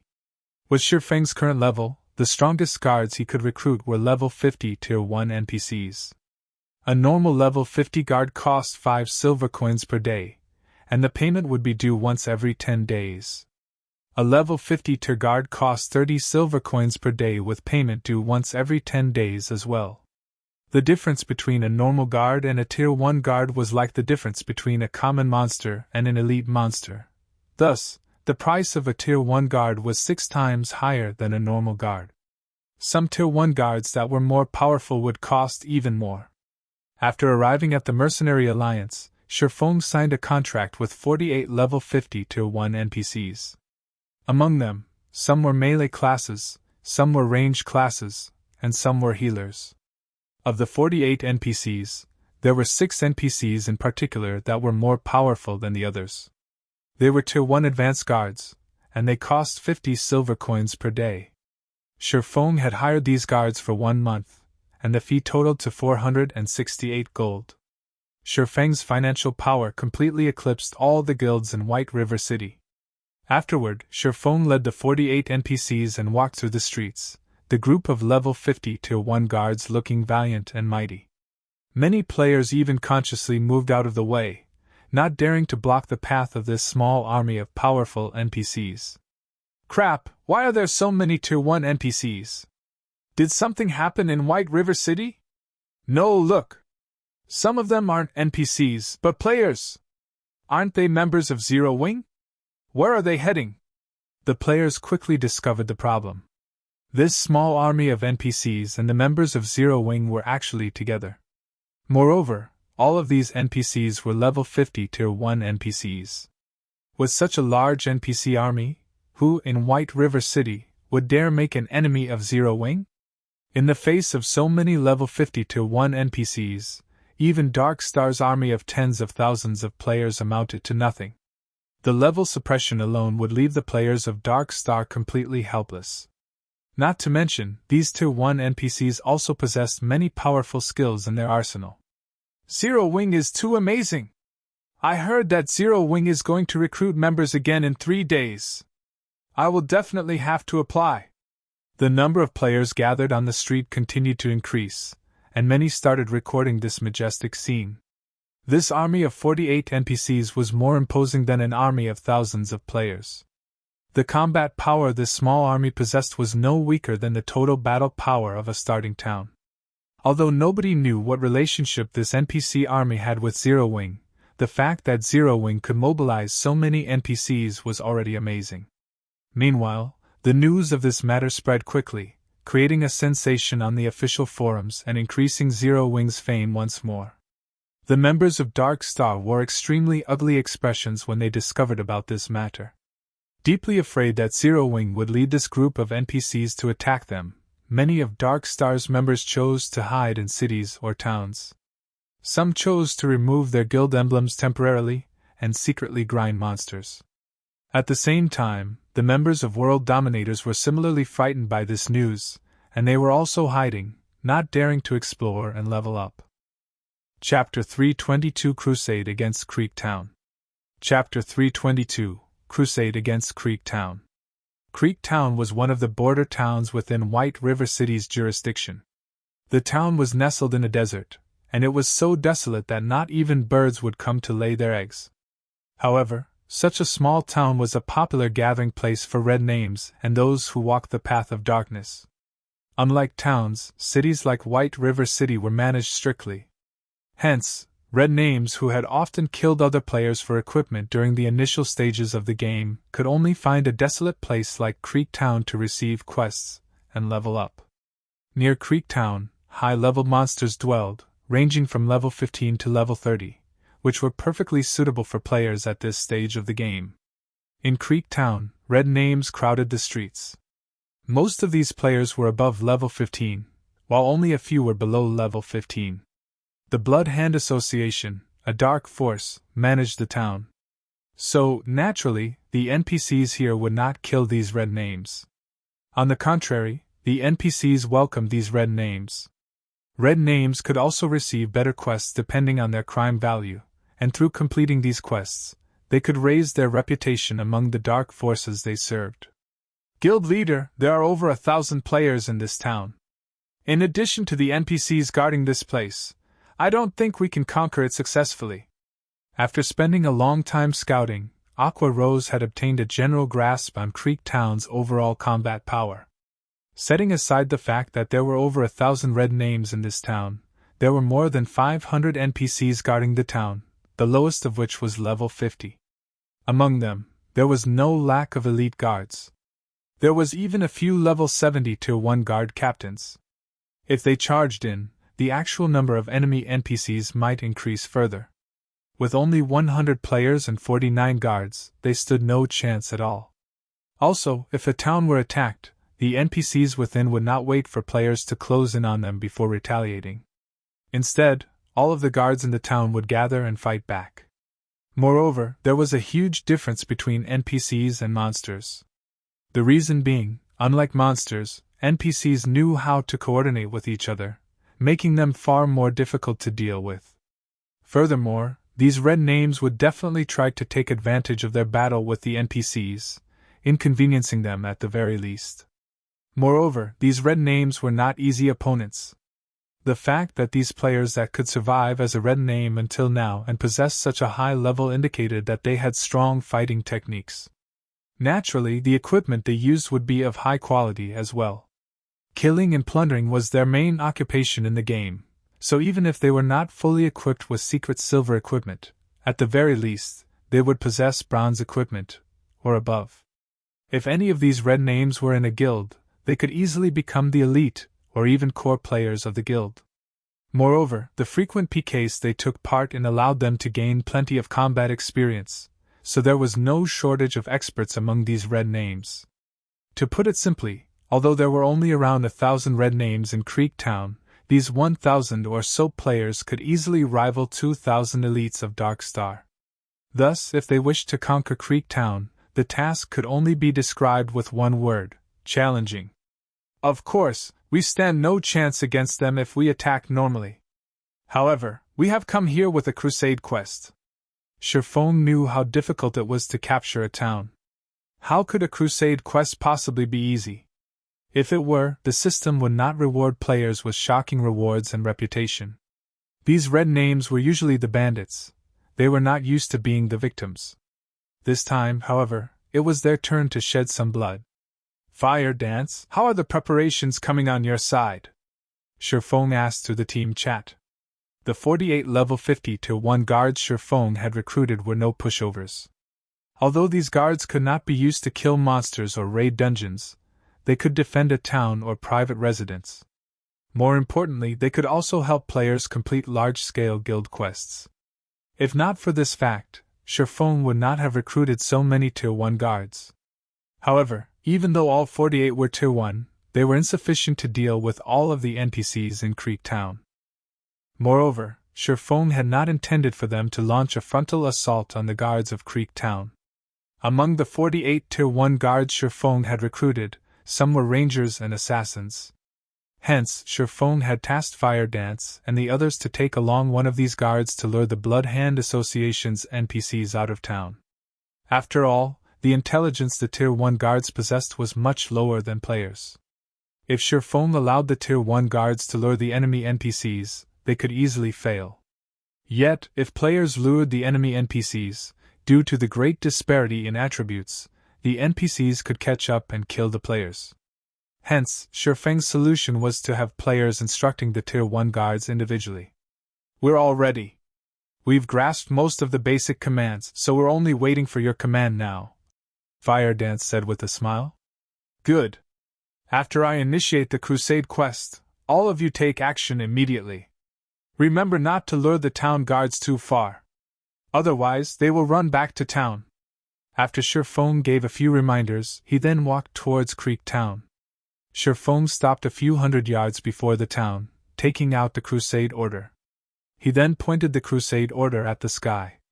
Suddenly, rays of golden light shot from the Crusade order, and in the next moment, a golden magic array appeared above Creek Town. In the evening sky, this magic array was extremely conspicuous, and it quickly attracted the attention of many players inside the town. A short moment later, the magic elements of this array burst open, and one after another, golden ripples spread from this magic array, enveloping the entire region of Creek Town. At this moment, if viewed from the outside, a protective, golden dome appeared, covering Creek Town. Creek Town System Announcement: Zero Wing has started a crusade against Creek Town. Unrelated parties, please leave immediately. Creek Town System Announcement: Zero Wing has started a crusade against Creek Town. Unrelated parties, please leave immediately. Creek Town System Announcement: Zero Wing has started a crusade against Creek Town. Unrelated parties, please leave immediately. The crusade announcement repeated 3 times, and all of the red names in Creek Town were shocked by this notification. There was actually a guild that dared to capture a red name town. Shortly after, all of the players belonging to the dark forces in Creek Town received another message. However, the message this time was from the Blood Hand Association. The message stated that, as long as they could successfully defend the town, all players would receive bountiful rewards. Moreover, players would receive achievement points for each enemy they killed. After the battle was over, players could exchange these achievement points for weapons and equipment. Zero Wing sure is kind. They have actually come to gift us money. Do they think they are amazing? Since they dared to come into our territory and make trouble, we'll annihilate every single one of them. The players of Creek Town's blood boiled, their killing intent rose to new heights. Although Zero Wing shone like the sun in mid-sky in White River City, in their eyes, Zero Wing wasn't worth mentioning. After all, they all had impressive techniques and none of them mingled in White River City, so they had no need to fear Zero Wing's vengeance. Even if Zero Wing tried to take revenge on them, they only needed to hide, and Zero Wing could do nothing to them. The barefooted are not afraid of those who wear shoes. They were the hoodlums of God's domain, so why would they fear Zero Wing? Inside one of the bars in Creek Town, an assassin clothed in black currently drowned himself in alcohol. The man felt like a piece of ice to others. He exuded a chilling intent that made others instinctively distance themselves. Shockingly, this man was actually level 20, and all of his equipment was secret silver equipment. In White River City, this man would definitely be considered a first-rate expert. This black-clothed assassin was stunned when he received the system announcement, the beer bottle in his hand falling to the ground. Zero Wing? Doesn't that mean that Feng might show up as well? The black-clothed assassin's lips curled upward, forming a sinister smile. The last time, I lost to him because of equipment quality. This time, I'm going to take back everything that he owes me. If Feng could see this assassin's appearance, he would recognize this person as none other than Absolute Heaven, the assassin that he killed in the past. Chapter 323 Nightmare. Chapter 323 Nightmare. To avenge his hatred, Absolute Heaven had worked desperately to improve his techniques and upgrade his equipment. Now, even if Feng were not involved in this sudden assault, he would still give the members of Zero Wing a taste of his new strength. However, just after Absolute Heaven walked out of the bar's entrance, he discovered the golden magic array hovering in the evening sky. This magic array was a result of the Crusade quest activation, and it would change the NPCs of Creek Town. The guards that had originally been level 50 immediately fell to level 30, while the level 70 Tier 1 guard captains became level 50, the same level as Feng's normal guards. Although Creek Towns had been weakened, none of these guards delayed in taking action. The moment the warning bell rang, a storm of guards rushed out of the many buildings within the town. In moments, over 2,000 guards surrounded the town. These NPCs belonged to the Blood Hand Association. At this moment, they had all removed their disguises, and the normal guards had revealed themselves as Blood Hand Association members, while the guard captains were Blood Hand Association elites. Blood Hand Association members, elite rank. Level 30. HP 100, 000/100, 000. Blood Hand Association elites, Tier 1 elite rank. Level 50. 300, 000/300, 000. Why have all the guards become weaker? What's there to fear? Even if they are weaker, can Zero Wing defeat so many NPCs? Besides, we are here as well. If Zero Wing wants to attack, we'll make them suffer the consequences. When the players of Creek Town discovered that the guards beside them had suddenly grown weaker, worry grew in their hearts. However, they soon rid their minds of this worry. Even during its peak, Zero Wing only had around 8,000 members. Moreover, due to the surge of players that had withdrawn from the guild, they now had less than 5,000. Even if Zero Wing had mobilized all 5,000 of its members, in the face of 2,000 NPCs, charging into the town would be nothing more than suicide. At this stage of the game, players had yet to reach level 30. Furthermore, not a single player had managed to upgrade to a Tier 1 class. So, how could they possibly hope to fight against level 30 and level 50 NPCs? In God's domain, such a massive gap between levels was fatal. Begin! Feng commanded in the team chat. Fire Dance and the others immediately took action, each of them commanding a level 50 Tier 1 guard as they charged towards the Blood Hand Association's army. The guards Fire Dance and the others controlled were Tier 1 rangers and assassins. Regarding movement speed, they were much faster than the Blood Hand Association members. Rangers also possessed ultra-long-ranged attack capabilities, and they could launch their attacks from 100 yards away. Hence, they were perfect for the role of a lure. Within moments, the red names of Creek Town noticed several figures rushing at them with speeds that no players could hope to achieve. In the next moment, these rangers retrieved their longbows, knocking arrows and releasing them. Shio! The arrows struck their targets, several level 30 Blood Hand Association members, from roughly 90 yards away. Each arrow dealt over -5,000 damage to these level 30 NPCs. If a player received one of these arrows, they would die with a single hit. The Rangers' attack attracted the attention of the Blood Hand Association NPCs. Without hesitation, over 1,000 Blood Hand Association NPCs unsheathed their weapons and charged. Seeing this, the Rangers turned on their heels and fled. Very quickly, they had drawn these Blood Hand Association NPCs away from the city. Weren't we being attacked by players from Zero Wing? Why are there level 50 Tier 1 NPCs as well? The red names were confused. They simply stood where they were, not following the Blood Hand Association NPCs in pursuit of the Tier 1 Rangers. Level 50 Tier 1 NPCs only needed a single hit to kill them. If they did not possess life-saving skills, fighting such an NPC was suicide. Moreover, they were all red names. If they died, they would pay a severe penalty. At the very minimum, they would lose 2 to 3 levels and a majority of their equipment. Naturally, they had to weigh the costs and benefits before they took action. Not to mention, they had never intended to charge with the NPCs since the very beginning. Instead, they had planned to take advantage of the confusion, while the Blood Hand Association NPCs and Zero Wing clashed. Now, however, those NPC guards had lured away all of the Blood Hand Association NPCs. At this moment, even they began to wonder whether they should join in the pursuit or not. Just as these red names contemplated their actions, the Blood Hand Association NPCs had distanced themselves several hundred yards from the town. This is bad. The Blood Hand Association NPCs are gone. One of the red names realized the situation and shouted. We need to go help them. If Zero Wing manages to kite and kill them, we'll be finished. This player's words shook everyone to attention. Unfortunately, these red names were neither a single group nor of a single heart. Most importantly, they all understood that the first person to charge into battle would also be the first person to leave. Even though they had realized how serious their predicament was, none of them were willing to take action first. Instead, they all chose to stay put and do nothing at all. None of these red names had discovered that, at this time, Feng had already led the remaining 40 level 50 Tier 1 NPCs in a charge from another direction. When capturing a town, the NPCs were not the most troublesome obstacle.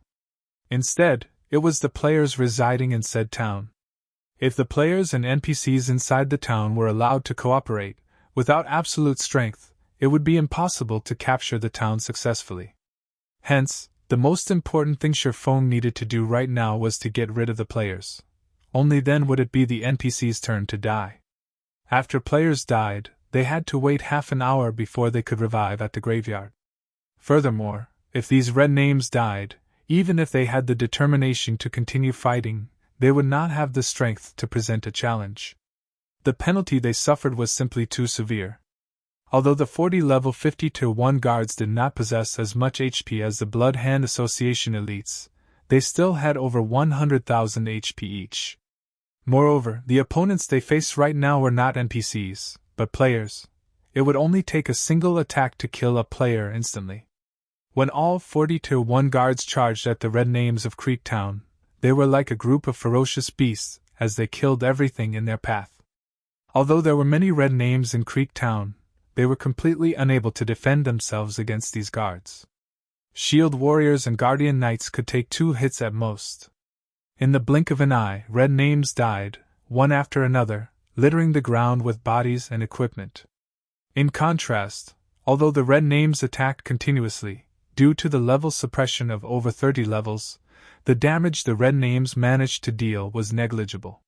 1,000 level 20 players were required to take down a single Tier 1 guard, let alone 40 guards. With the 40 guards sharing the damage from the enemy players, their battle recovery alone made up for the HP they lost. Not to mention, among the 40 guards, there were also clerics and other healer classes. A casual heal from one of these NPCs could replenish over 10,000 HP. Within tens of seconds, over 200 red names of Creektown died, while all 40 guards that Feng led still had full HP. The disparity in strength caused the red names to despair. These NPC guards are too strong. We need to retreat and meet up with the Blood Hand Association NPCs. You bastards from Zero Wing are shameless. You actually brought level 50 Tier 1 NPCs to capture a town. If you have the strength to face us, don't use those NPC guards and fight us fairly. The red names cursed Feng at the others as they fought the NPCs. Feng could only chuckle at their words. Immediately, he instructed the NPC mages to cast their AoE spells. Suddenly, rain of fire descended from the sky. In the next moment, thunderbolts struck down at the red names. When cast by the Tier 1 mages, the Tier 1 AoE spells could display their true might. The red names of Creektown died in batches. After several AoE spells landed, the battlefield fell quiet. Of all the red names that had resided in Creektown, only 400 or so remained, while everyone else was dead. This scene not only shocked the players of the town, but Aqua Rose and the others were also stunned. A single wave of AoE spells became a nightmare for the red players of Creektown. Run! Nobody knew who shouted, but every surviving red name agreed wholeheartedly as they fled in all directions. Let's start the slaughter. A majority of these red names wear mysterious iron equipment. Killing one of them will profit us more than killing a small boss. Such an opportunity will be rare in the future. Feng laughed. Following which, with Aqua Rose in the lead, both players and NPCs chased and killed the fleeing red names. When Feng was the last remaining on the high slope, he suddenly opened his mouth and said, "Now that no one is around, you can come out, right?" Shortly after the battle began, Feng faintly sensed someone spying on them from nearby. Moreover, the gaze that he felt contained a cold, killing intent. However, it was only a feeling, so Feng had not paid too much attention to it. After his team left, however, this feeling became much clearer. He then activated the Golden Stigmata skill, Omniscient Eyes. The skill allowed him to perceive everything within 100 yards, and all stealth effects were useless in the face of this skill. And as expected, Feng discovered an assassin slowly creeping up on him from behind. However, even after Feng spoke, the assassin continued to hide. "Do you think I am playing a trick on you?" Feng unsheathed the abyssal blade and immediately sent a thundering flash behind him. 3 green arcs of lightning streaked across the air. In the next moment, a black figure suddenly appeared and swiftly dodged the attack.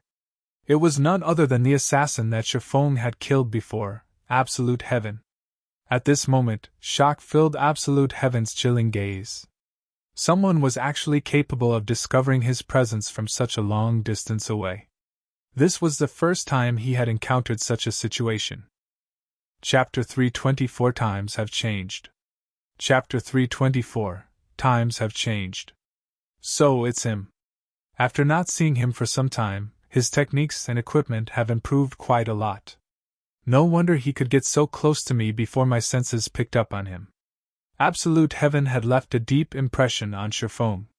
During the time Feng had searched for the ice blue devil flame, this expert assassin had very nearly killed him. Afterward, Absolute Heaven had ambushed him again when he led Blackie and Lonely Snow to level up. At that time, Feng's life had hung on by a thread. Since Feng started playing God's domain in this life, although he had made plenty of enemies, Absolute Heaven was the only person who had almost taken his life.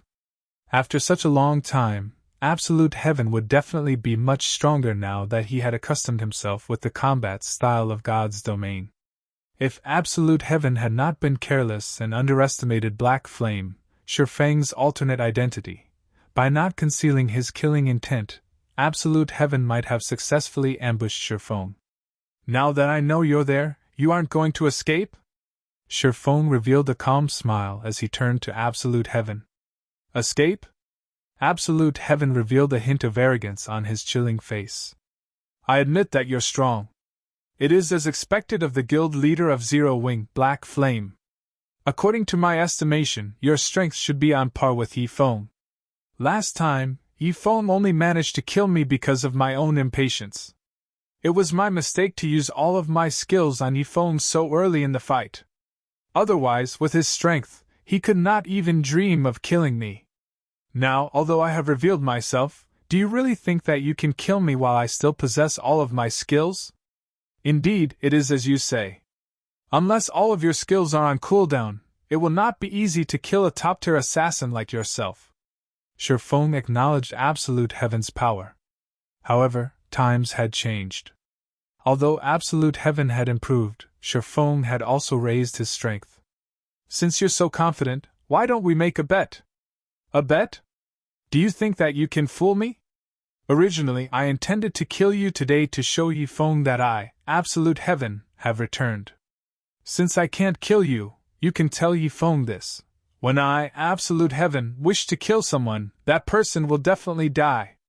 Absolute Heaven laughed coldly. He then turned around to leave. If you want me to pass your message on, sure. However, the condition is that you need to escape. Feng activated the 7 Luminaries ring, using the Aura of Time skill, Absolute Time. He instantly charged at Absolute Heaven.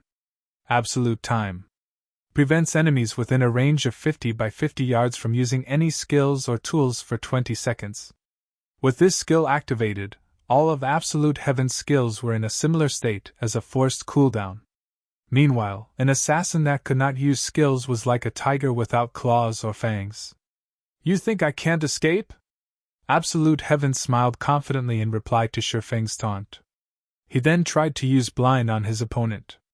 If he could do so, he could escape from this place easily. However, Absolute Heaven immediately discovered that he could not use any of his skills. Suddenly, he started to panic. Nobody understood better than Absolute Heaven just how fragile an assassin was without his skills. However, Absolute Heaven was no ordinary player. He immediately calmed himself, turning around to flee. Absolute Heaven quickly concluded that such a powerful skill had to have a limited duration. It was impossible for the effect to last indefinitely. As long as he could drag the fight out until the duration of this effect was over, he could fly freely like a bird. At this moment, however, Feng had already appeared at Absolute Heaven's back after using silent steps, not giving Absolute Heaven an opportunity to run. Soundlessly, Feng slashed the abyssal blade at Assassin. Absolute Heaven responded swiftly, and used his dagger to meet Feng's sword. When the silvery gray abyssal blade collided with Absolute Heaven's dagger, he felt an immense pressure flowing from his dagger to his hand. That pressure then suppressed his entire body, forcing Absolute Heaven to kneel on the ground involuntarily. Such power, as expected from the person who killed Ming Sha. Absolute Heaven silently clicked his tongue.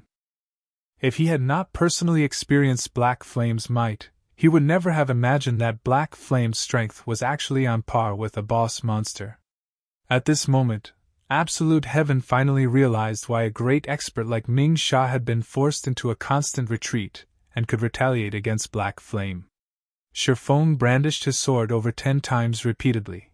Each slash was as abrupt as a thunderbolt, and as heavy as a mountain. Faced with this brutal assault, Absolute Heaven had no other choice but to block as many attacks as he could. However, although Absolute Heaven could reduce the damage he received by blocking with his dagger, his HP still decreased, frustrating him greatly. Absolute Heaven inwardly cursed Feng for being a despicable and shameless bastard. Feng actually used force to suppress him. Feng had not used any techniques and simply relied on brute force to brandish his sword. Feng's way of battle, which traded a life for a life, prevented Absolute Heaven from displaying any of his techniques. If Absolute Heaven could use his skills, he could easily escape his current predicament. Unfortunately, none of his skills would work. Despite being a powerhouse, Absolute Heaven felt powerless. Just as Feng was about to send Absolute Heaven to his death with a bombardment of attacks, Absolute Heaven suddenly felt that this situation was extremely familiar. It was just like when he had ambushed Feng. Back then, he had used a magic scroll to seal all of Feng's skills and had even frozen his movement, turning Feng into a fawnless tiger. At that time, Feng could only escape and had not dared confront him head-on. Meanwhile, his current situation was almost exactly the same as the last time he encountered Feng. Only this time, the roles were reversed. If he had known Black Flame possessed such a skill, he would never have closed in on Black Flame. Worse, he had even wasted time by chatting with his enemy, giving Black Flame ample time to set a trap for him. He had practically sought out his own death. Ha! It seems that I'm really going to die this time. With only a thread of his HP remaining, Absolute Heaven could already see his demise. He was currently a red name. If he died, he would lose all of his equipment. His level would also plummet. At that time, he would no longer have the ability to exact revenge on Feng. However, just as the abyssal blade was about to collide with Absolute Heaven's body, it suddenly froze in midair. What? You're not gonna kill me? If you wait until I can use my skills again, you won't be able to kill me. Absolute Heaven laughed coldly as he watched Feng curiously. As I said before, I want to make a bet with you, but you thought that I only said those words to fool you and kill you. Now that you only have a thread of your HP remaining, it will only take me a casual wave to destroy your weapon, equipment, and level. However, I'll repeat my offer. Are you interested in placing a bet? Feng asked, smiling as he returned the abyssal blade to its sheath. It seems that you're really not trying to cheat me. Then was the fight your way of proving that you wish not to kill me, but to make a bet instead? Absolute Heaven asked, greatly confused by Feng's actions. He could not figure out just what was going through Feng's mind. Of course. Otherwise, why do you think I would even bother fighting you? Does it look like I have too much time on my hands? Feng laughed bitterly. Absolute Heaven was suddenly rendered speechless. What? You still don't believe me? Feng's expression turned cold. No. I believe you. Tell me, then. What do you want to bet? At this moment, Absolute Heaven grew interested in the bet Feng proposed. Bet your life, Feng said straightforwardly. Bet my life? Isn't my life already in your hands? Absolute Heaven nearly cursed at Feng. Feng shook his head, then slowly he said, You previously mentioned that, as long as you can use your skills, you can escape from me easily. Isn't that right? That's right, Absolute Heaven answered without hesitation. Although Absolute Heaven had already witnessed Feng's frightening strength, he was still confident that he could flee from this battle. Simply put, I don't believe you. So let's make a bet. While you can fully utilize all of your skills, we'll see whether or not you can escape. What do you think? Feng asked with a smile. You're tuning into the Phoenix Knights YouTube channel. Don't forget to subscribe and join us on this journey to catch the most captivating stories.